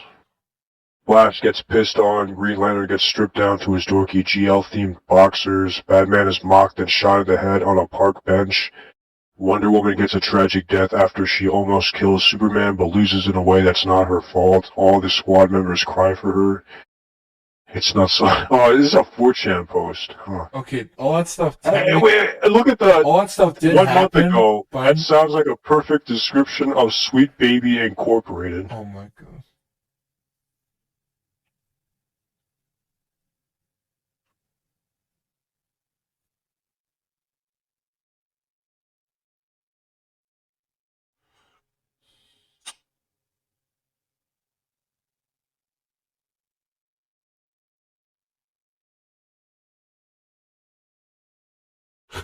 Oh yeah, some commenters even call for devs to be fired for killing Batman, while others are mad on behalf of the lead Kevin Conroy, saying he would be immeasurably disappointed by what they did to his character and the woke agenda in the game. Except, despite Conroy being a proud, openly married gay man, who even wrote a touching DC Pride story, which is true. A year before he died, Kevin Conroy, he came out with a DC Pride story, um, about how when he was first getting the role of being, I guess, a young closeted gay guy, and Oh, wait, he's gay? oh yeah, he was, yeah, he came out a year before he died. Oh, I didn't know But that. he was gay his whole life, but he was closeted for a long time, and he had this actually like really fantastic story he did in one of the DC books he actually wrote for, um, just talking about his experience of like when he became Batman and the process, and he like being closeted. And I read it, and I was like, oh, that's a really good story. And I bet there's a lot of people who are just homophobes or like, oh, it's not my Batman anymore. I don't think anyone's really like that, though. Unless you're like I like legit to be talking positive, but I know definitely there are, at least when you only an online I mean, like, perspective. I never. It's hard to. obviously, yeah, You there's can't meet like, them in person. there's Because, definitely someone out there, but I don't think it's like as, I don't think it's to the point where like it's a big, like, well, based on how you see, online forums, because you can't trust those, because those aren't how people really feel. I don't think. I could be wrong, because the things people say, I'm like, but the, I mean, if they think that, whatever. But it's just I mean, fascinating. yeah, you probably find like 5 dudes on the internet, but I don't know. I don't see the game as woke. I know people like, but I will say I it's mean, maybe the woke tropes, but I don't see the game. I mean, maybe yeah, that's what they're sure. talking about. Maybe there's tropes, but I'll be honest, yeah, I've seen some I've seen these tropes before, so I mean, yeah, but that's not what we're talking. Like everything else we were talking about, those aren't tropes. Those are like we're talking about like actual like parts of a game where you're like, what the hell? Yeah, yeah. You're like, why is this here? It's like remember in Endgame when all the women Avengers came in? yeah. I don't know what you call Well, I mean, that. I guess something that starts out small, though, I'm right? saying when that's specifically injected. Like, Yeah, but like a scene like that. I'm not saying it's bad. I'm just saying, but that was injected. Therefore, we're not there. We're talking about basically the same type of like they're injecting things where you know it's injected, or at least that is the feeling you get when you watch this stuff. Like you look at a scene and you're like, that doesn't feel right. Not because I don't of know, their I mean, like, agenda, but just like yeah, but like it typically. doesn't knit correctly, as if like you were sewing. It doesn't. It does not feel like it is. Wait, so what's the difference between that and the stuff Sweet Baby's doing? Well, I have to actually look at those games and specifically see the Is- woke stuff that they. Here's the thing. I doubt that they're going in and changing. I don't think anyone's saying No. they're straight up changing the story, right? They're not changing the story, but they are But they are modifying there to parts of it. modify for the So wouldn't purpose that of. also include adding in trope stuff, like minor stuff like this? I Yeah, mean, that but stuff does add up. they make it seem like it's yeah. Well, yeah. It's I guess it's not minor though to most people. Well, I mean, because it plays an effect, though. I guess especially on a lot of these. I will say I don't know. It's hard for me. That's how it all starts out, though. It's minor, and then it builds up, right? Yeah, they can't. They're You not. can't just outright change and flip the script entirely. So you have unless they you change. have or you're just the developer themselves. Well, Well, you think the developer did this? No, They I'm just probably saying, have. in order to do something like that, you would just have to be your own, like, you would have to be, it's your own game and you can maybe flip the switch. But, like, for a consultant to do that is That's the thing. So behest, unless your behest of, like, of the consultant takes more advantage. well, I mean, I think that's what people are pointing out. I mean, Like, how small, bad, like, how bad moments has like it that. really been, though? How bad? Well, I mean, that's the thing. It starts off as not that No, I meant, bad. like, the actual games that they're listing. How bad has their effect been? Yeah, like, the actual woke nonsense that people complain about all the time. Like, what game Well, specifically? okay, talking about God of War. I haven't played God of War, so I may. That's what I'm saying. I I played the haven't first played one. I haven't I played the played. first one. People did point how like there's a difference between the God of War and the Kratos in Ragnarok and the Kratos in the first God of War. People have no. I think in the interview with Asmongold, the Brazilian guy pointed that out too. I don't know. I haven't actually sat down and seen the entire thing. Well, I mean, if I don't know. This is speculating on my part. But typically, how these things happen, I mean, in anything really, I mean, it kind of makes sense if you look at it this way. You can't go in and change. No one's saying that they're going in and completely rewriting the story, right? No one's saying that. Yeah. But what they are doing is that they're going in and changing aspects of it. With And the the fact that intention. they're changing, Yeah. you can't say. Here's the thing: you can't give up anything. I think when it comes to like something like this, right? Because if you let, like, for example, if I come in, like, let's say you make something that you like, right, and I go in and I change this part. Yeah. What's stopping me from changing this other part? Next thing you know, I change like 3 parts, and now it has like it's subtle, yeah, but it does have an effect on the outcome. I haven't seen it grotesque. Like That's the used. thing. No one is grotesquely. They can't grotesquely do it because if they grotesquely do it, Yeah. then everyone points it out. But I'm saying like like when I hear about it, because I hear like when I do hear about it, it's such a big voice. It makes it as though. But the entire thing has changed. Well, yeah, because I don't go. Well, I mean, okay, I don't I'll be honest. therefore look up. I don't look up the games after I hear. I hear about it, and I'm like, I wonder how bad it really is, or to the extent people are that social I about ignore it. I try to ignore it. I'm just saying But here's the they're thing, that social for a reason. I kind of understand when people make it a big deal because it does start off minor and then it slowly gets bigger. But plus, when you see it multiple I guess times, why this is a big bust. Like people have been pointing it out for a while that this stuff has been making a small. I mean, like this stuff has been slowly, creeping up on us for a while. I bet you now. though. And now we've found. I guess we kind of found. I'm not sure if this is the direct source, but I mean, I bet you, but a lot of games. I think it has to just be the writers and the actual writers of the game. In most cases, I think. Well, that's the thing. I mean, they write. Yeah. The writers. Well, that's why I thought it was the writers the entire time.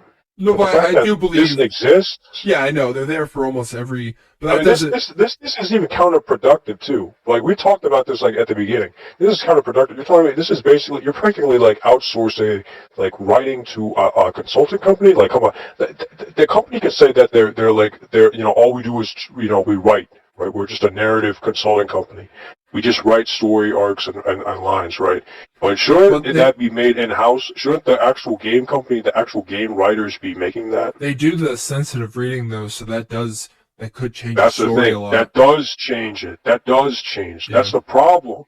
I mean, you can say, like, does it really affect the big thing? I mean, no one's saying that they're changing. No one's saying that it's changing from Suicide Squad to suddenly Volcano High 2, right? They're not coming in and doing that, okay? It's not a big thing like that, but it is noticeable. The sensitive reading could change the whole game. Like, if you made a game that is somehow, like, crazy sensitive in almost all its dialogue.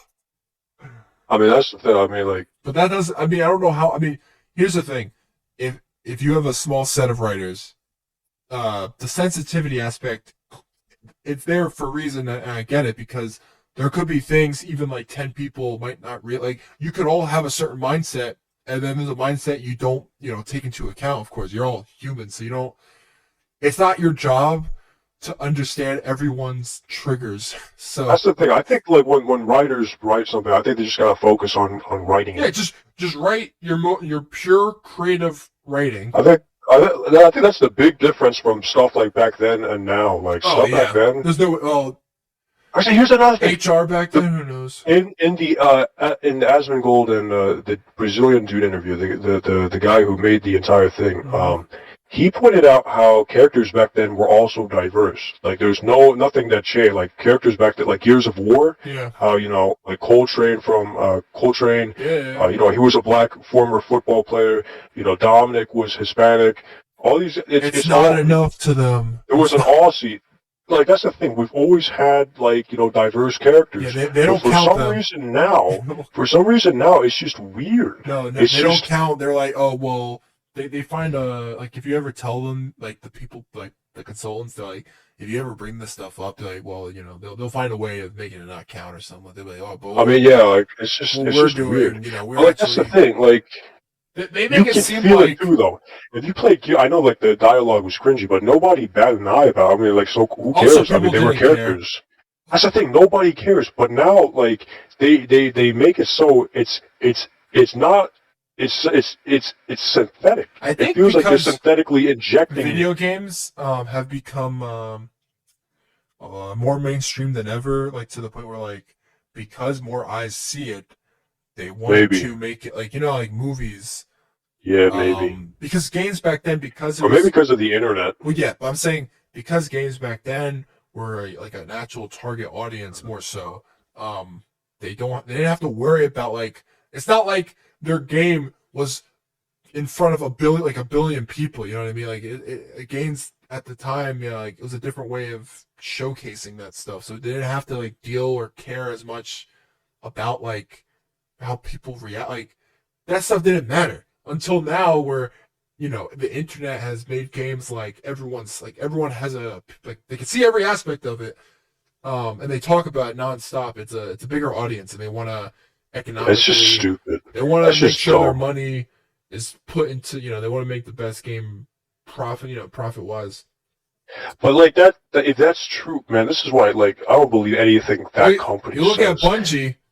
I think Bungie has someone up their sleeve too. I'm gonna be honest. I think it's their actual writers, because if you ever look at their I pointed it out. Yeah, like I think you're right. I think it is the Bungie writers, because the writing is just bad. If you ever watch around. their dev stuff, and you look at the actual like writers like that show up on those like 10-minute or 20-minute videos, and no, I haven't actually.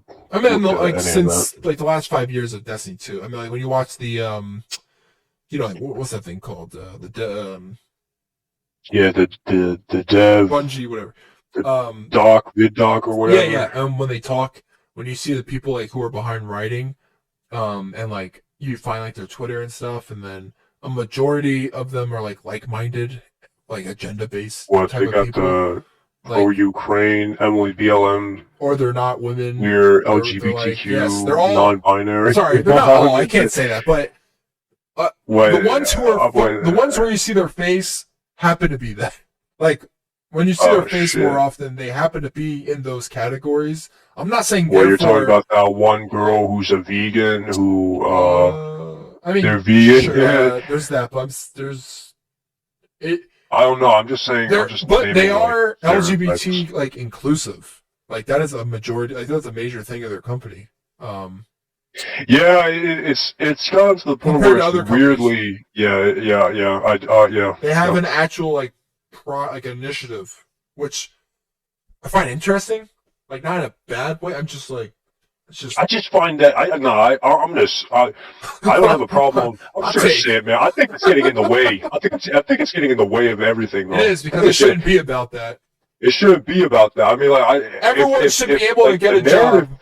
The narrative is tanking. I'm telling you right now, the narrative sucks. I get the point. The story sucks. Dude, I get the point of their initiative in regards to like, I guess, even in today's standards, jobs and people recruiting are biased and sometimes they're scummy people, but to the extent where they have to make an initiative where they're what do you that's call just it? weird. Where their whole staff is just like that's just not as straight bad as white the other guy. Exactly. That's like saying, because, a minority group is being discriminated against, We have to hire we're all going of them. like, But they're not all how about good. you just, how about, how about you just not look at things like that, bro? It's weird that jobs even have a discriminatory thing. Yeah, it's just stupid. Like I look at Smosh. Not to say anything horrible, but Oh, did you hear about, speaking of Smosh, did you hear about Rooster Teeth shutting down? yeah, I was gonna bring that up, but because I haven't watched any of the recent stuff, so I'm not I haven't really. watched it either yet. I haven't like. I have really no feeling about it because I'm like they've been dead to me for a long time. Yeah, Rooster Teeth, yeah. Like didn't most of the people leave a long time ago? Yeah, So, Bernie left a long time ago. It sucks that that piece of history. I mean, to be honest, they kind of had it coming. Oh, I mean, it's like the same thing with G4.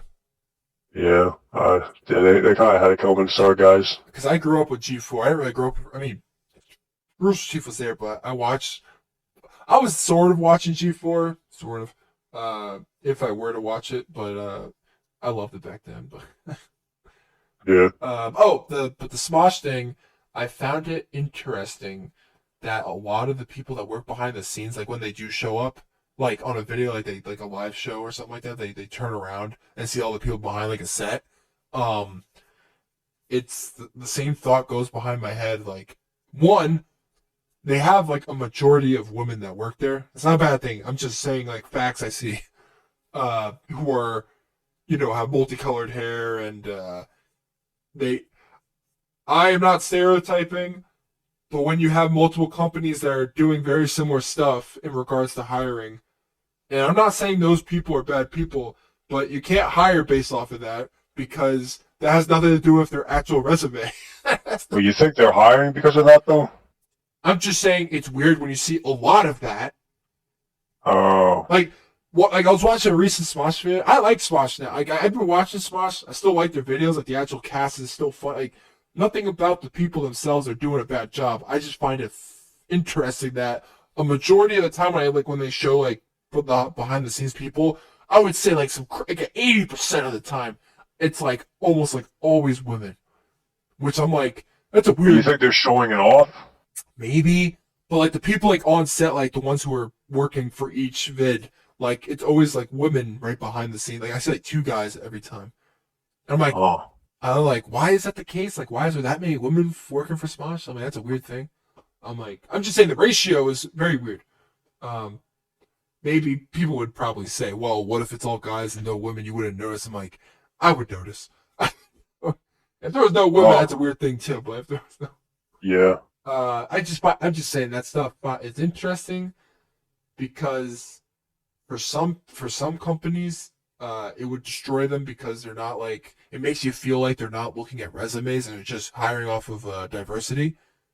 Yeah. Which I like. Is that well? I get they do that so they can't be put in a position where they have, like get sued or or the company gets under attacked or something. But like the worker qualification is gone then, like the actual qualifications to work. Yeah.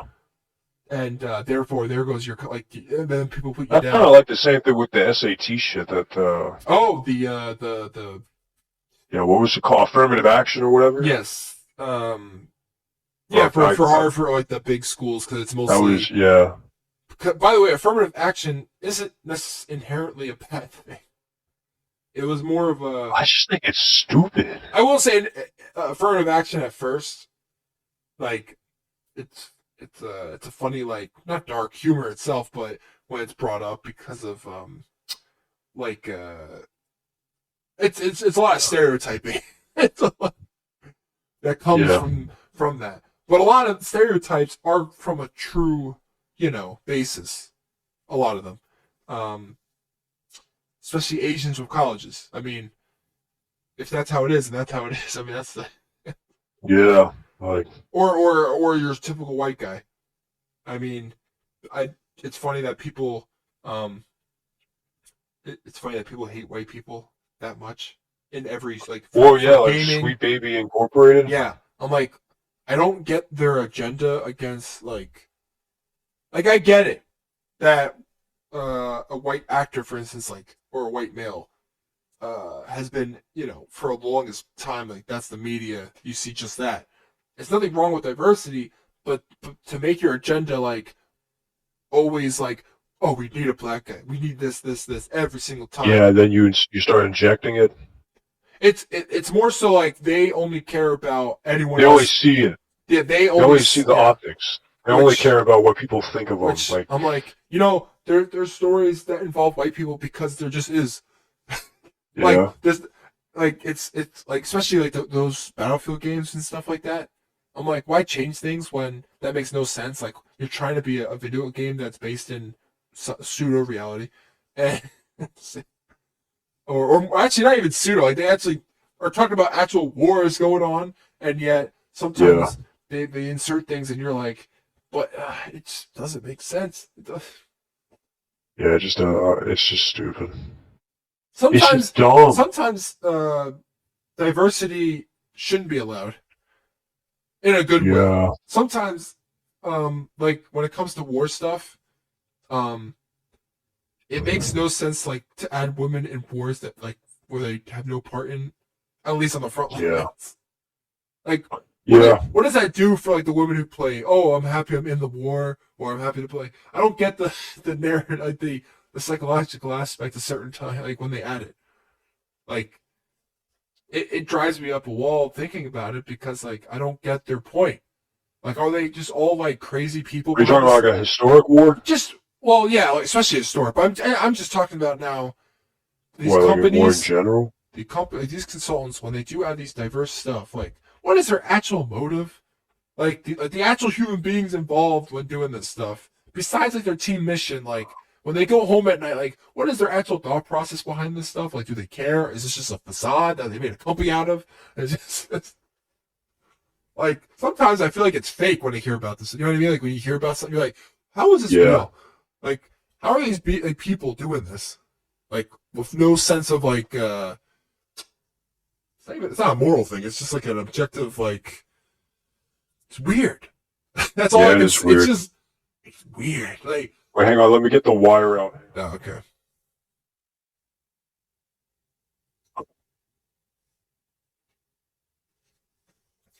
I mean, I don't get it. All right, I'm back. Oh, that was quick. It's just, I find it, not disturbing. It's just, why do it? It's just strange how there's such a emphasis on all of it. Yeah, like, why do that? Like, why not just make a game that has... I just don't know. What I told you before, I think it has to do with, like, things being seen more, and therefore they have more guidelines for themselves. Well, I'm guessing that's why people bring up the wider range of the ESG BlackRock theory. Okay, that stuff is... The sad truth is, there could be a day where things like that you could find out like things like that could be true. But actually, right now, you know what? I don't believe this stuff because I don't know. You don't believe in BlackRock? No. I'm saying the theories. It's hard for me to believe in a lot of them only because I need to like actually dig deep and understand like things. Yeah, I understand it. Like me and you talking about it, I get it. Like if you told me something right now, like I'll believe you for now. But therefore, I would have to really dig deep. You have to seek out on your own. Yeah. Well, I mean, that's the thing. I couldn't believe it. I couldn't believe about this when I heard about it. Yeah, because you hear about this, any normal person would be like, what? I was like, hey, I mean, why? Like that? That goes against game philosophy, but okay. I mean, it just sounds weird. It's just weird in general. It's just weird. I mean. The funny thing is consultants have been around forever, but for this, the only reason it's here is I think weird. it's because you're talking about games that will have more of a limelight. Like games in general have more of a limelight, and therefore they put onto themselves restrictions because of that notion of like, because more people see it, we have to now rail ourselves in a way without like. But I don't think those games need it. Actually, a majority of the games don't need it to the extent these consultants are supposedly, adding. That's the thing. I feel like... Because I think these games are fine without them to that extent. Like, I I'm gonna don't be think these honest, writers like, are psychopaths and, writing, like, insane things. Like, you find out, like, as you play the game, you're like, oh, that's a weird line, or that, like, I don't think that shows up, without having, these I'm gonna consultants. just be honest. I'm gonna say it. I think, I, I mean, I guess a part of me kind of knew something was weird. I'll be honest.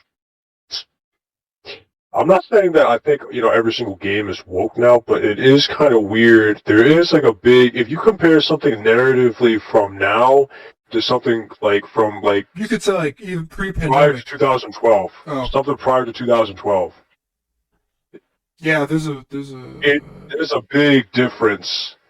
I think it really has to deal with, just the public It's like, access, like, the notion of any type of media that has more eyes on it will therefore have a sense of um, a restriction taking place either by the developer or by the in-house or the outside world doing it to them. well, like, I mean, like, you hear me, yeah, Perception. you hear me rant about like TV shows and how they're just garbage. Yeah, I But get, like, yeah, I feel that's one that thing, and then TV show stuff is starting to breach into like the narrative of games. yeah, by people who know nothing about games. Exactly. Like if you compare like narrative stories from like Mirror's Edge, that the protagonist is a woman. Tomb Raider, the protagonist is a woman. There's a lot Nobody has a problem with women being protagonists. Well, they have a problem with them being beautiful. Exactly. It's just weird. It's just. They I have mean, some- I'm gonna just say, there's like a difference, like in quality of like writing, and it feels like now like it's just synthetic. It's not authentic. It feels all synthetic. I feel like now people want to say, hey, look, my character, my story is deep, instead of actually outright showing you that this story is deep. It's weird. Has any who made GTA? Rockstar? I mean, GTA. Yeah, I'm gonna be honest. Rockstar makes some good games, like narrative too. that's what I'm saying. Like, Have you played Red Dead? That's like the only thing. Like, they're not accused of any of that, right? no, because they're real, bro. They're real. That's not, like GTA 6 is going to be a real game. And That's real. Yeah, people were saying that it's woke. I don't think it's gonna be woke. well, if life is woke, then that game will be woke. I'll be honest. Yeah, if life is woke, then that game is woke. Is like a reality, you know what I mean? Based on like what those developers see in real life, they put like it's meant to be Florida, so I'll be honest. If they put in something like I mean, like it will feel real. I feel like because of the under like what the game is. If there is woke stuff, have you seen it? Of course, it's gonna feel and be real. No, My God, it looks awesome. I'm saying if there is woke stuff, it's there because it's part of reality. Like that is our reality. Like, that's the unfortunate part. So in their case, if there is woke stuff, they can't really. It's everything's intentional. But that game is meant to. Okay, well, actually, here's the thing. I mean, unless it's horrible woke, like to the point where it's like, not. Man, I don't know what their intention is when making a GTA, but okay, I'll be like here's the thing. Like, there's a trope, and here's the thing. I have nothing against women. I watch. I watch movies that have women protagonists, and I sit through them all. I like them. I'm just saying, I have no biases. I don't care. Okay, but my favorite 2B movies are Underworld when and movies. Resident Evil. I like Aliens. Okay, I love Sigourney Weaver. But here's the thing. Like, I have to like. It is weird how movies where they outright say, this is, we got like a female led, like they're out, they specifically, not force it, but they're like, look at me, we got a female. It publicly not female force. Oh God, it's like, hey, look at me, look at us. This is a female led movie. It's got a strong woman leading it. Oh, like the reboot, like that. of Ocean's 11 or whatever. I don't even know. I heard about it, but I don't even know what the hell that is. They had like Kristen Stewart from Twilight. I don't know. But basically, if they're like, look at me, it's female led, it's female empowerment. It just sucks. I wonder if I thought about that for that Harley Quinn movie. it's just oh no, I never saw it. They probably have. I don't know. But typically they're always like it's a trope in itself now, right? In order to like Barbie empower might be an women. exception though. I don't know. I haven't seen Barbie. Because the whole point of it, like that is like after all, it's about the doll. Have you seen Barbie? No, my dad just I haven't watched seen it, it but either. I think he fell asleep while watching it. The entire thing is like there's a trope where like in movies where like they make an emphasis on women empowerment, they always Which I think ruins the point. they always belittle the dudes though. Yeah, right? that's not how you. They always make them dumb. They make them arrogant. You don't they make empower one side by obnoxiously belittling the other. ignorant. They make them just jerks. They make them stupid. Yeah. By the way, like, I feel bad for every actor that has to be the dumb, the white guy, the dumb. Yeah, like it's just like why are you doing that? Like it's because I guess know, Hollywood, for women empowerment, the only way they see it is by belittling the white, guy. It's always a white guy. Weird. It's weird. Because that. But yeah, that's if GTA 6 has a trope where like it does something like that, okay, then yeah, okay, I think the freaks have gone to it. Okay, I think the game is slightly woke. After all, I don't think it'll happen. Their main characters is a. Like that. Yeah. If something like that happens, if something like that is prevalent, well, speaking of women, one of their main characters is one. I know, yeah, I know. But I'm just making a point. Like, I don't think it's going to be woke. I don't think there's anything woke about having a female protagonist. If there is anything woke in the game, it will feel what's the word? Like, I feel like if they'll probably make fun of it. Yeah, or they're. I feel like they make fun of it. It won't be like it'll be there and then no one says anything about it. Like there will be self-referential stuff. Like this game, by the way, this game's gonna be like a terabyte. But yeah, I mean, if they have something like the trope, that dumb trope thing, or like honestly, like there's some like stuff. I guess like the more you think about it, like yeah, there are woke tropes. I guess it's not that the entire game is woke. It's that there's woke tropes in the game. Yeah, the tropes. Yeah. I'm looking up a 2024 list of games right now. Let's see. Actually, wait. Let's look at that. The list itself, though. What else? I know. The only one I know is Suicide Squad, Ragnarok. Alan Wake 2. Let's see what the other one was. Shall I look at the Steam curator or their actual website? No, the curator. Okay. Actually, let me look at the website. I haven't actually looked at the website. They show, I think, almost every game that the curator found. There's 16 games he found. And on here, they show 12. Never mind. They. Oh my God, The Crew, Motorfest, a sports game. Sable, Spider-Man 2. They worked on story consultation. That's all it says for Spider-Man 2. Narrative and character consultation on Ragnarok. Oh yeah, so for Suicide Squad, they worked on script writing, which is banter, cutscenes, barks. They worked with Rocksteady. Yeah. Wizards of the Coast. People Can Fly. Valhalla. Remedy.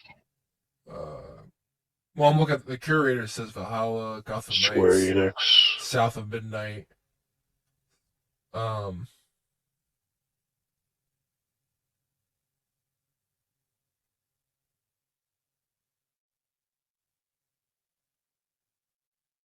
That is crazy.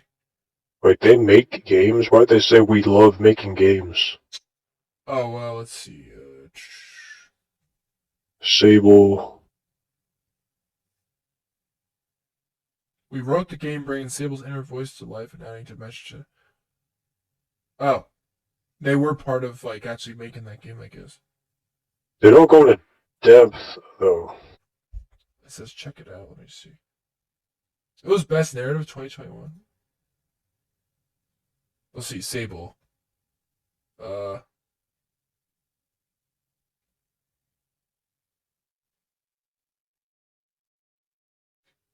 don't want to subscribe. I want to see who's behind. There's like, if you go on some of the Reddit threads talking about it, there's like a bunch of deleted like replies. I mean, You just see lists and lists upon of like names that had their like what they said deleted. Yeah, which sucks. They're trying to censor us, bro. The revolution. Okay, I think.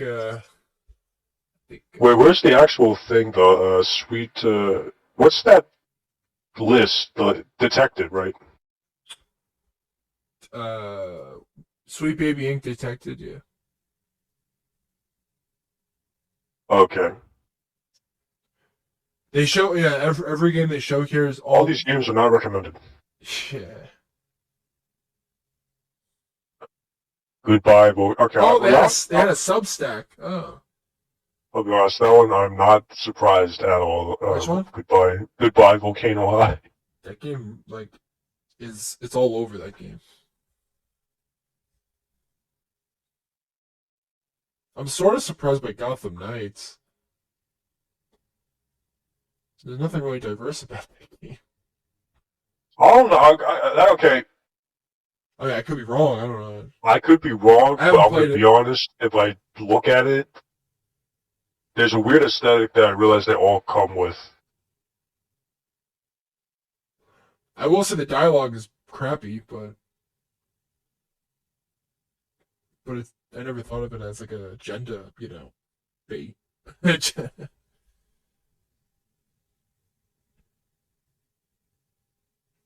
a lot of indie games. Most of them. Now, okay, look up the consultant one for Spoken. I know the guy said that there was one. For, writing.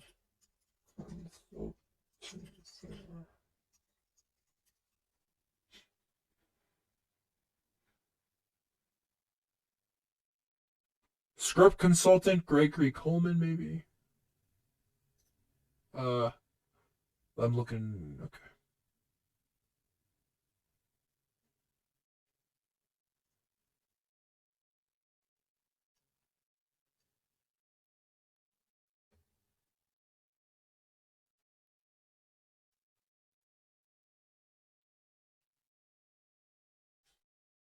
Let's see.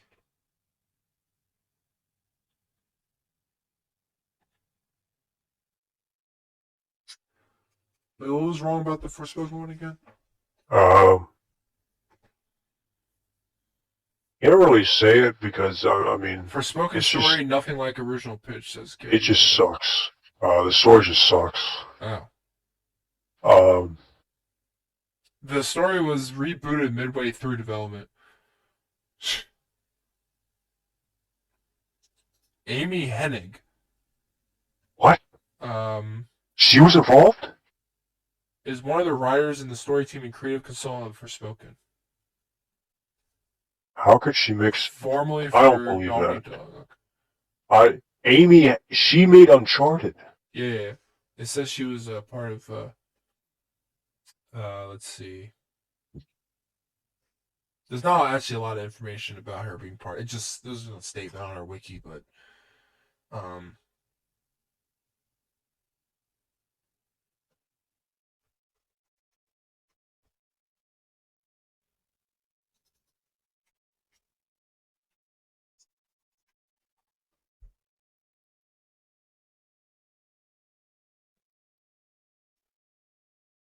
okay, so the writers are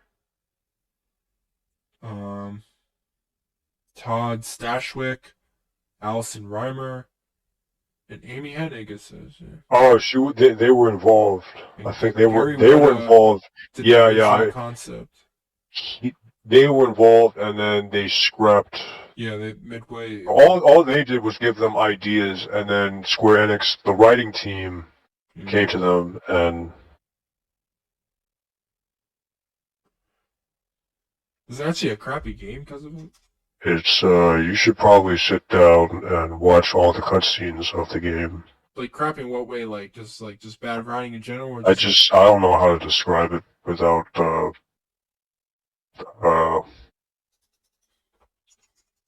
Is there you can't talk about like it's bad or?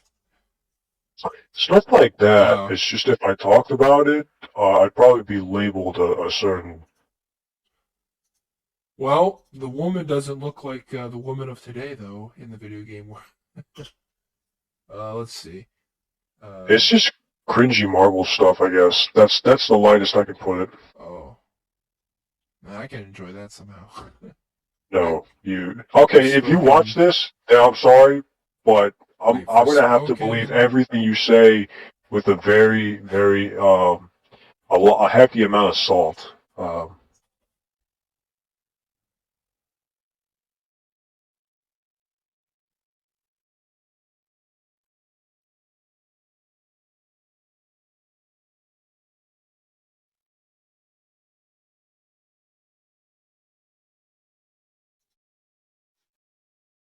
trying to find. Is it like one of the worst story games in a while? What? Like, is the story that bad compared to any other game in the last couple of years? It's pretty bad.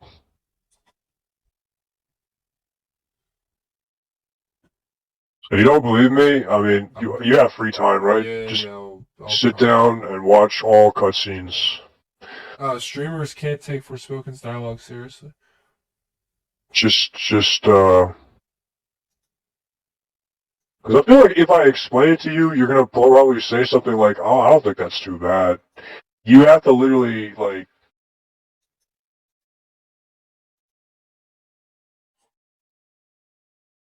Oh, okay, here. This is it. Black girl gamers hired as paid consultant on Forspoken game emphasizes importance of black representation in gaming industry.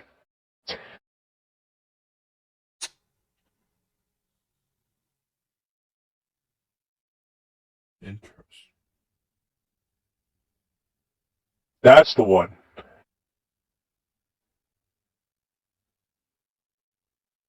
You think there's one for Jews and shit? Like,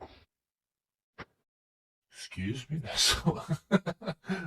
what, you don't think there's one for your people, Zach? No, because sadly the world is horribly anti-Semitic, I guess. They don't care. I don't believe that. I think. Well, then I guess, yeah. I think they You actually haven't love looked you guys. outside. What? I don't see any Nazis outside. I don't see any jihadists outside. I see nothing outside. I don't know why I always like that word, jihad. It's a fun word. Nothing about that. I just mean like the word. Never given an opportunity to play a pre-release. That's interesting. Oh, Black Girl Gamers emphasizes the speaking importance of hiring black writers, Oh, developers, and consultants and paying them their worth, as well as partnering with authentic voices in the black community to promote all games. you might find this interesting. It's a slight segue, but it still has to do with like representation type stuff. Sort of. What? Representation? Oh no! How about I represent this?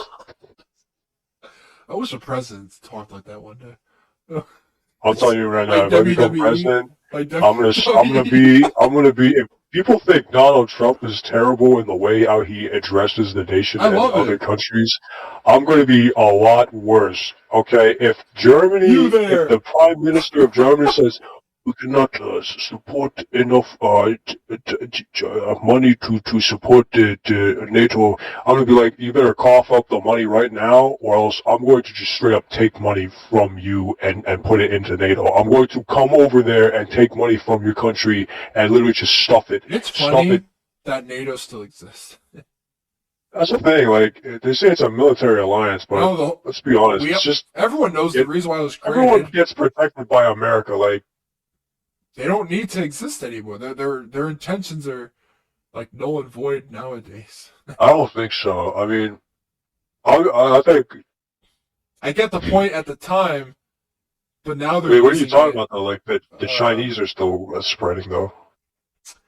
I just meant the Russian aspect is weird. What do you mean? The Russians just invaded Ukraine. I'll give them that though. Like the Russians, if it wasn't for NATO, the Russians are still scared of NATO.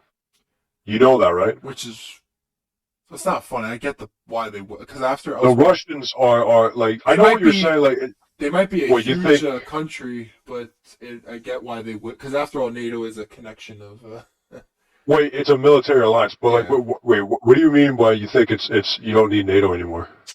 I meant it's primary objective still makes sense, but because when it was created back in I forget that what was it like was it the beginning or the end of World War, whatever, I forget the year.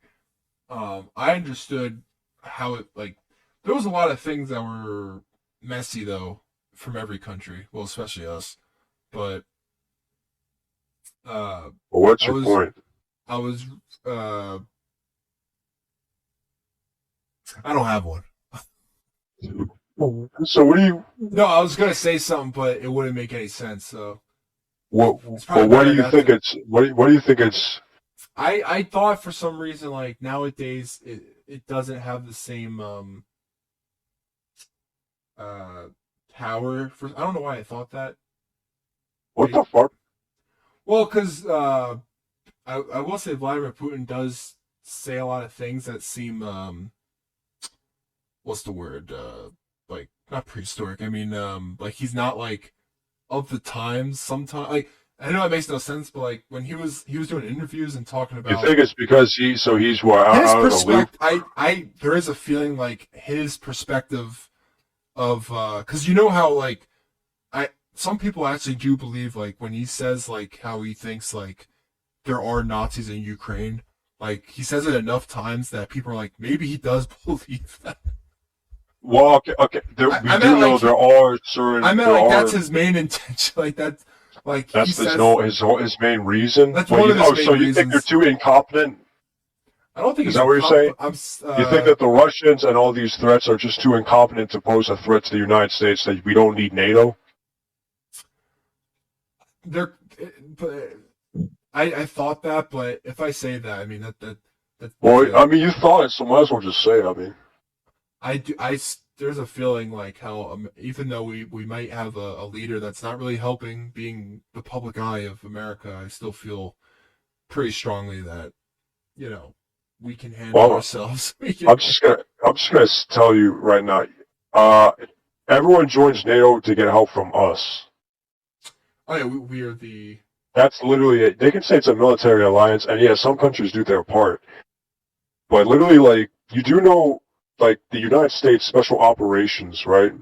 Like, SOCOM yeah. is as big as Poland's army. Yeah, well, that's The fact like, isn't our percentage we of make up like 70% of NATO in military force. I'm pretty, like, something like that, bro. Like, actually, I'm gonna get you a real number. Um,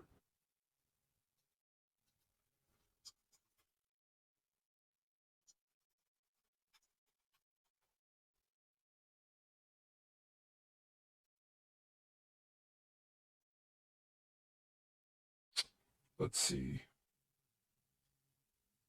Oh yeah, NATO and the claim didn't the Trump U.S. say when Trump was in office, he was explaining how like other countries, he had like a thing with other countries. He was like the Yeah, the they're not spending U.S. their part. the U.S. Yeah. is spending like more than any other Yep. country, Yep. and Yeah. he put it right in their faces, and they didn't Well, have anything to say. here's the thing. They are like We 1%, and all we were like know for a 4%. fact that they're just, I mean, they're kind of, they rely on us, right? Even though we say it's a military alliance, they It's not really an they alliance; it's more of a they call it a favorable. military alliance. Okay, publicly it's a military alliance, but let's be honest, they all rely on us. Oh yeah, without us, it's we It are a falls big apart. country. So here's the thing, and not only that, we are the most powerful country.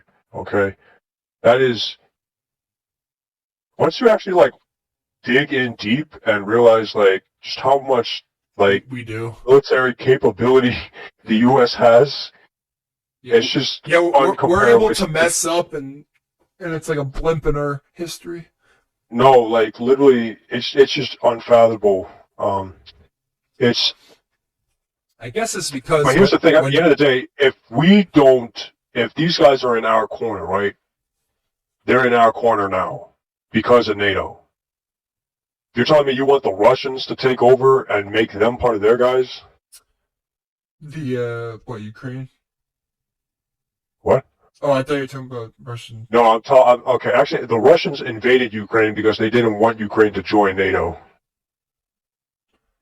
I understand their point, because the whole, to them it's like, And if they here's the join, thing. that goes to them, it's They against. joined so that they have a clear, so that they don't get conquered by Russia, basically. In fact, Sweden joined. Well, if they join, they get America's help.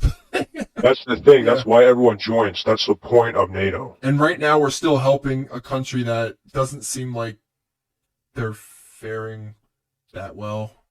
I don't know. They've been winning battles, so.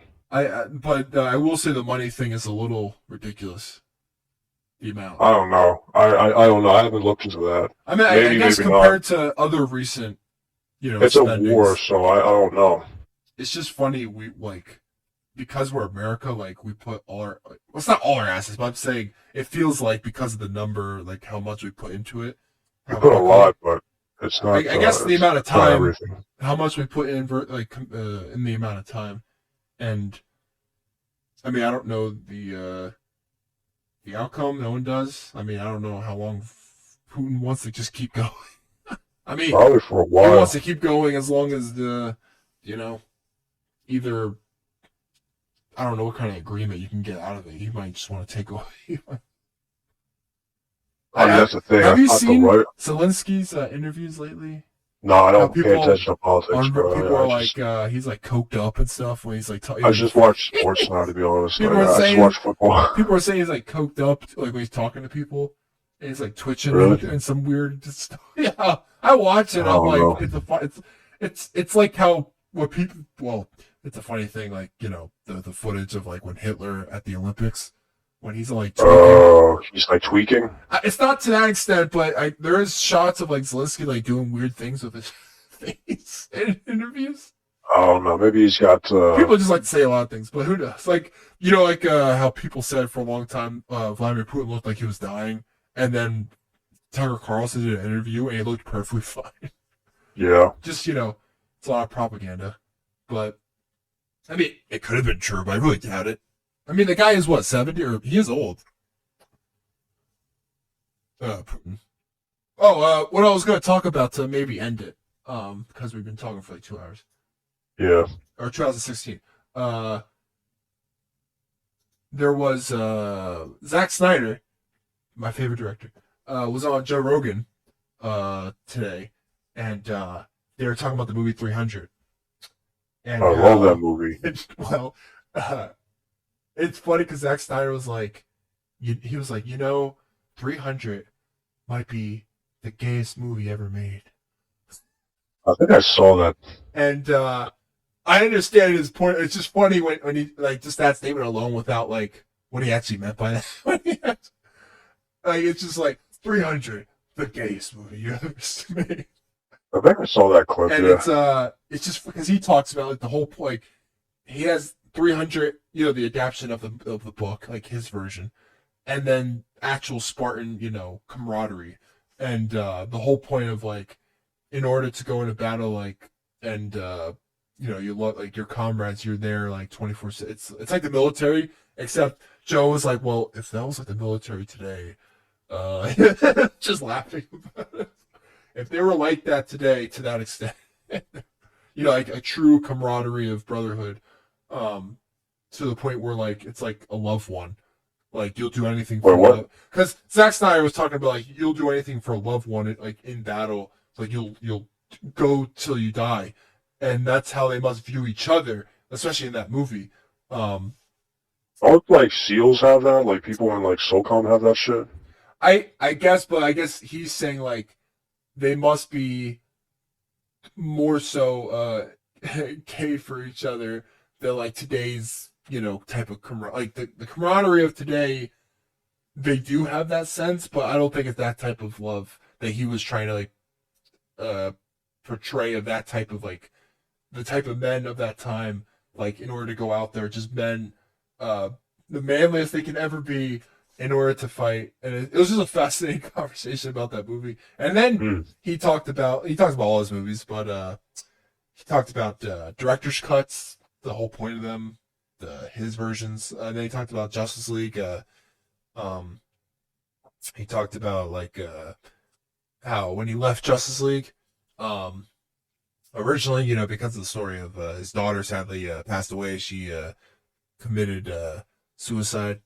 Lower side. Yeah, and but then he came back because the fans they actually put a foundation for mental health, and the fans actually raised over like $1 million, and but the fans also helped in making his vision true for that movie, the director's cut, that 4-hour Justice League movie, and his new movies, his Netflix movies that have been coming out, Rebel Moon, like this crazy sci-fi movie. Rebel That Moon. movie sucks, I heard. I haven't seen it yet, but now I'm going to because part 2 is coming out next month, and he said there is a rated R version that is the true version. He says that with all of his movies. Well, he said this time it's different with a director's cut because oh my god, every other time a director's cut ever came out, there was no intention of ever releasing one because usually back then, if it was just DVD, he'd be like, "Oh, do you want this version as well?" And he's like, "No, we're good with this." You'll never see, the version that the uncut version. Well, it's not an extended cut. That's different. The director's cut is like what the movie was meant to be versus like. But he said he's actually still proud. Like he was okay making the one you see right now, PG-13. He has no problem with that. But he was like, but if you want to see a 3-hour version that's rated R, and Joe was like, so what does that actually mean? And he was like, I don't know. He was like, ratings are subjective. They make no sense. They're by people that don't make any sense. He was like, ratings mean anything to anyone. But I find that fascinating. He was like, I'm going to have them back to back, part 1 and part 2 rated R. They're coming out like in late August. And I'm like, oh, man, it's just cool that he's the only director that does this stuff. And I know people just crap on him all day. But I don't know. I've always liked. Yeah, I don't think he should have made Batman kill. I think that was stupid. Oh, he talked about that. No, I'm joking. I don't care. He explained his reasonings behind those, behind modern mythologies, American mythologies, and like this idea of Batman not killing, and when he's the type of guy, he's like, but I want to see my hero be put in a position where if he therefore has to kill, how does he come out on the other side? Like he's still a hero. He still makes it like that journey. And he says when he has fans and they are like, but you can't put Batman in those positions. You have to put him in positions where he will always win. He's like, but that makes no sense. It's like because there's a part in BVS. Wait, doesn't this happen like in the comics? He just lets people die unintentionally. That is the biggest joke of Batman, where because of that first Batman movie, where he's like, I'm not gonna kill you, but I don't have to save you. Yeah. There's a lot. By the way, Batman before the no kill rule. I can't even talk. Kill rule. Kill rule. Like the first couple issues of Batman, he would hang people off of a helicopter. He would shoot people. He had no kill. He didn't have that rule, and then they put it into him. But to be honest, Ew, they put him in. Ew. The no kill rule. I've always liked that, like the character's ideology or his pathos type of thing. Like, again, it's not practical, but you're talking about like, because the DC universe to me is like they're like gods among men. Like that's how they are treated compared to like Marvel characters, where their superheroes are and they're actual people. Like that's what I like. DC is more like mythical and like godly. Like, you're talking about beings like Superman and Wonder Woman. But what about Batman? Batman is godly because he's able to make it out of every situation. What about Loki? Oh, yeah, well, they are technically gods. I'm just saying, but they are still in a world where the Marvel Universe always feels more down to earth, even with those big cosmic stuff. Well, what about the Guardians of the Galaxy? And what about Venom and Null? It's funny because the way that, like, I think it has to do with the universe itself. Like, yes, the stories are cosmic and like crazy, but the way people treat both universes, like that's how people see them. Like you have those characters, of course, that are cosmic in both universes, but the main stuff from DC always feels like the Justice League versus the Avengers. Justice League are truly gods among men. Like those type of characters versus the Avengers, the Justice League would win every day. I mean, they are treated like that. You have a Yeah, but if Venom comes in, you have then they Batman lose. who wins every. You have a character called Mister Miracle, where his supposed superpower is that he can get out of any trap. And the joke is in his miniseries, the first page it opens up with the biggest trap of all, which is life, and he tries killing himself. What about Very dark book. wait, do you think Taskmaster can beat Batman? Now here's the thing: that would be the most fun book because I would like to see what a writer would think. Because personally, I think I have no like soft spot for Taskmaster. So there's like a sense of like a favoritism, but also like objectively because Batman, for every goddamn book he's ever been in, has always won. Taskmaster has lost against Deadpool because you can't replicate Deadpool's moves. You because he's there's nothing to replicate. He does a different move every time. Yeah. Which I find really fun. Like Taskmaster, it's like I'll replicate every move. Deadpool, you can't do anything against me. You can't do it. Yeah. Which they should do that. In Deadpool 3, they should add I'll Taskmaster do back. it. I'll do it, and I won't inject Trumpism, wokeism, or whatever. They should Fisk. They should Fisk. They should, I guess I can make Fisk they should in Fisk. there. No, my God. I'll put Fisk in there if you want, I guess. I don't even know what the word I'm trying to say. Fixed. They should fix. The Fist of Pain. Taskmaster. I think it's your bedtime, bro. It is, but I mean, I think it's your bedtime, bro. Shoot. Oh, sorry, let's look. But try the but yeah, yeah, that's woke stuff. I don't know. It's fascinating. It's a warning. It's to come. It's like it makes no sense. Like it actually makes. It makes no sense, but I think the big takeaway is that it actually exists. Yeah, it makes no sense, and yet it exists. No, the fact that people thought like this was just like a conspiracy theory, and it sounds like a conspiracy theory, but it's still, you actually have legit companies doing this. It's still a theory of whether like when they do add their 2 cents into these games, if like the main characters are wokeified to that extent. Like they could be adding stuff. I mean, yeah, I guess like that.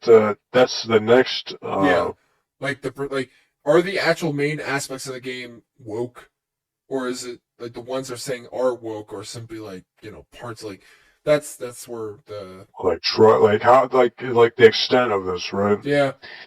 I think that's the next step. But the fact there hasn't been any games that are fully Volcano High. Well, that's the thing. That's not. I don't think it's fully because you can't. I don't think you can fully do that because people will call it out.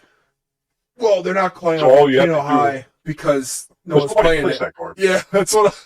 Nobody's playing that garbage. I know. But if they do it, if they fully, quote unquote, fully do it, they have a fan base. Then I mean, there's a fan base, but people will outright just call it out. And yeah. I think they want to. I don't know. I mean. I don't know. It's just weird. But I think the big takeaway is that it does exist. Like, this is happening. Yeah. Like, if you told me a year ago that there's a company that they hire to, like, diversify shit and check if it's, like,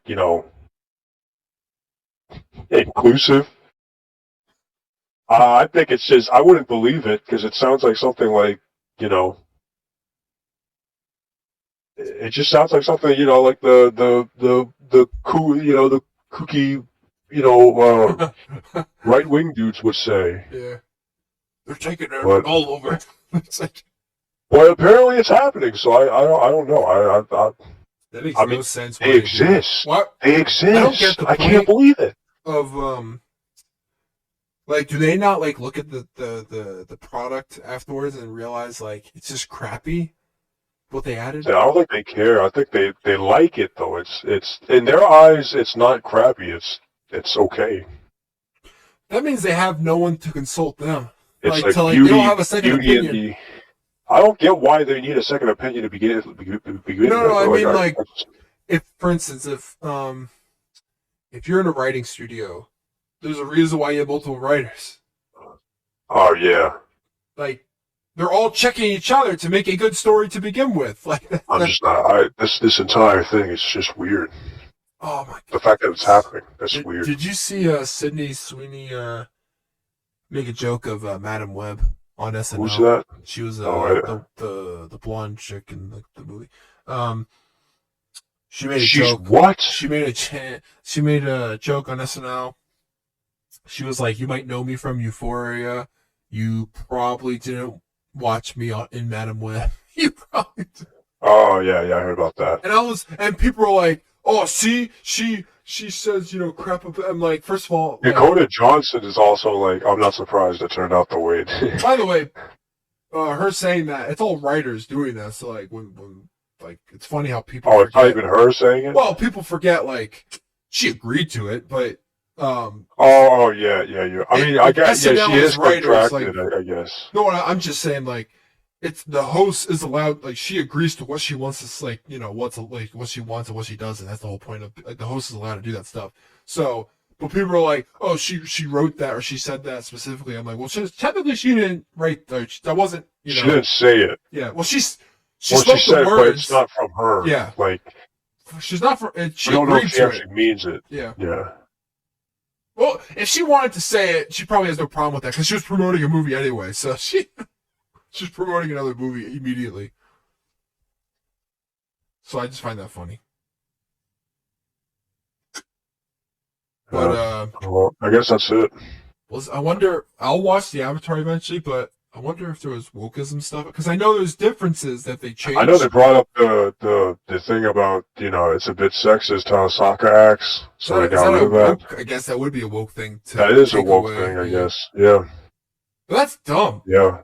That's like saying the children who watch that show are sexist today or something like that because it was in it or something. Well, I mean, hey, I saw a joke. I saw a joke how like they were like, oh yeah, this is sexist, but then they put the lady inside the kitchen and making ice cream instead of like doing whatever.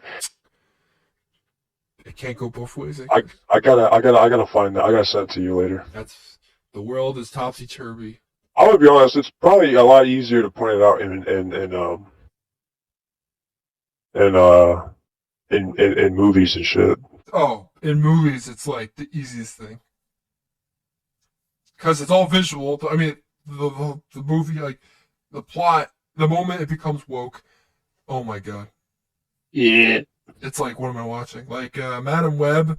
But like the emphasis, that's what really kills Madam Web wasn't emphasis. woke. It was just crappy. I think that was just garbage. It was just a garbage movie.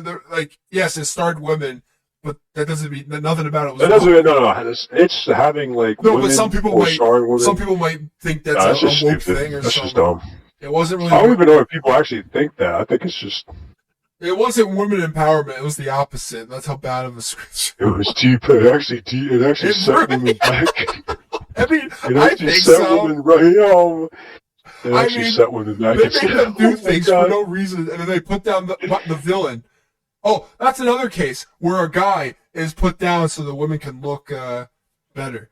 That's terrible. That's terrible. Like the villain is so bad at being a villain. He when he jumps in that scene, he gets hit by he jumps into the ambulance. I saw that. Yeah. I watched that in the theater, and I looked at John, and I was like, Did he just jump into the ambulance? What did John say? He was like, "This movie, we should not be watching." Because he wanted to leave 10 minutes in, and I understand now. My God. I told him, "I paid too much. I don't have any costs." Wait, whose idea was it to watch it? He wanted to go to the movies badly, and I said I looked up the only new movie. He wanted to. Oh my God. No. I said let's just watch Madam Web, and I was like, it's probably gonna be crap. It was your idea. I said it was probably gonna be crap. But I had no idea a movie could be that. Like, I didn't watch Morbius. I just heard the names. I don't think Morbius is as bad as this. Well, people are saying don't retroactively think it's good, but like this is bad. But this, by the way, in human history, this might be one of the worst movies. Yeah, I mean, like 20 years from now, the Sony universe, it won't even be a thing. oh It'll be a blimp in history.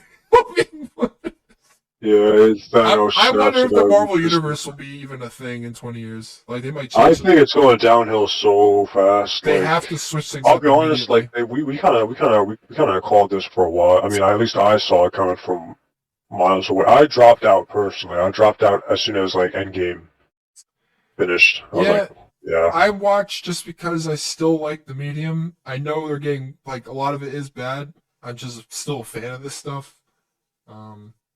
So I just get sick of it. I just can't watch it anymore. You know, besides like animated projects, which I still like. I know some people. Most people just love complaining. That's why I like when I do my YouTube stuff. I like complaining about stuff that I hate. Yeah, I get. Well, yeah, there's no reason to complain about stuff you don't even care about. Then it's then you're just like those YouTubers that just hate react to. Yeah. Well, actually, yeah. There's two different groups though. I feel like there's guys who couldn't care less and they just love to. Who couldn't care less and they just hate on it. Yeah. But then there's guys who actually hate it because they like that stuff. Hate only comes from love, so it's hard to hate something if you didn't. Speaking of hate from love, did you watch Halo? Oh, I haven't watched the last week's or this week's yet. Oh man, so I guess we can't talk about it. Yeah. We can't talk about it. It's also 2.5 hours. But yeah, I think we're up here. I think we're going. Next week I can talk about 2 episodes. Yeah, next week we should also talk about Helldivers and how the Destiny community has invaded us. By the way, I didn't even before I saw your thing about it, like you posted on the message. I mean, I was like, oh, they nerfed. I was like, I didn't even know they were doing that so quickly. They nerfed it, man. Why though? Because everyone was using it, and people said it was OP. Fun. I don't think it's. Hey, bro, you can't have fun, bro. You can't. But now you got people. The same people from Destiny are coming over, and they're defending. If it's OP, then everyone can do a hell dive all the time or something. I don't know. Alright, man. They're. Oh, never mind. I mean, I know we could do it. I'm just saying, but I don't think it's specifically like. It's not. I mean, it's crazy. We did do it. We did do Helldive. We did Helldive 2 times. Yeah, but I didn't feel like because of that weapon we did it like flawlessly or anything. I didn't have the weapon yet. I have it now. I finally got to level 20 or. Oh, you got it. It got nerfed. Yeah. Well, no, I played it the other day before it got nerfed. I assume I didn't have to update or anything. Right? Oh, okay. And they updated just like last night or this morning. I noticed it was strong, definitely, but I sort of hate. Did you use it in unsafe mode or safe mode? I forgot to. Oh. Oh well. Oh, I will say I don't like when guns don't give me like a hit marker or something to show that I'm actually doing damage. Sometimes, or not hit, but like a red, like a red symbol, like once you hit. Like the shotgun, I know when I'm like, if you can tell when I kill something. Or like hit something well. Yeah. When the railgun, you just sort of see it, but you don't like get like a UI like feedback. Oh, did you hear they nerfed they quote unquote fixed armor? Oh, I forgot about that. So back then, everything I was under the impression that everything scaled off, like everything was light armor. Yeah. That's not the case. It seems like now I think everything was stuck on medium armor. Oh. So now wearing, I think medium armor hasn't really changed. But wearing light armor, you get killed in 4 hits. Oh my god. Wearing heavy armor, wearing heavy armor, you get killed. I think it's 7 hits. I think. It's like zombies. And wearing EOD is 6. I've been wearing. You wear the EOD bomb vest that they're selling tomorrow. Yeah. That goes up to 9, and if you put the vitality enhancement, I heard it's 11. Holy crap! But you run so slow. To be honest with you, I prefer my mobility. But now, but they also nerfed the pack too. Oh. And they nerfed the shotgun, the breaker shotgun. Why? They nerfed that combo. I don't think any of this is But that insanely. they buff some stuff. Like I'm using a laser cannon now. I have the Yeah, laser like, cannon. I'm using a laser It cannon. didn't feel useful at all at first. I don't know. I'm gonna have to make do with it. I was using it against the robots, the automatrons. Yeah. I was like, because in the the video thing for the laser cannon, it was showing against the bots, and I was like, I don't feel like it's that strong. But the grenade launcher is the strongest thing. It's the most useful. Yeah, grenade launcher is probably the most It's the versatile. most useful thing because if you're on a bug mission, you're gonna always be firing into holes. Yeah. Like every single bug mission has holes. Yeah. So I think we should cut it off here. okay, yeah, 240, about to be 240. Yeah. Damn, that's so long. Okay, anything else? 240. I think that's it for the podcast. Yeah. Yeah. I think Okay. that's it.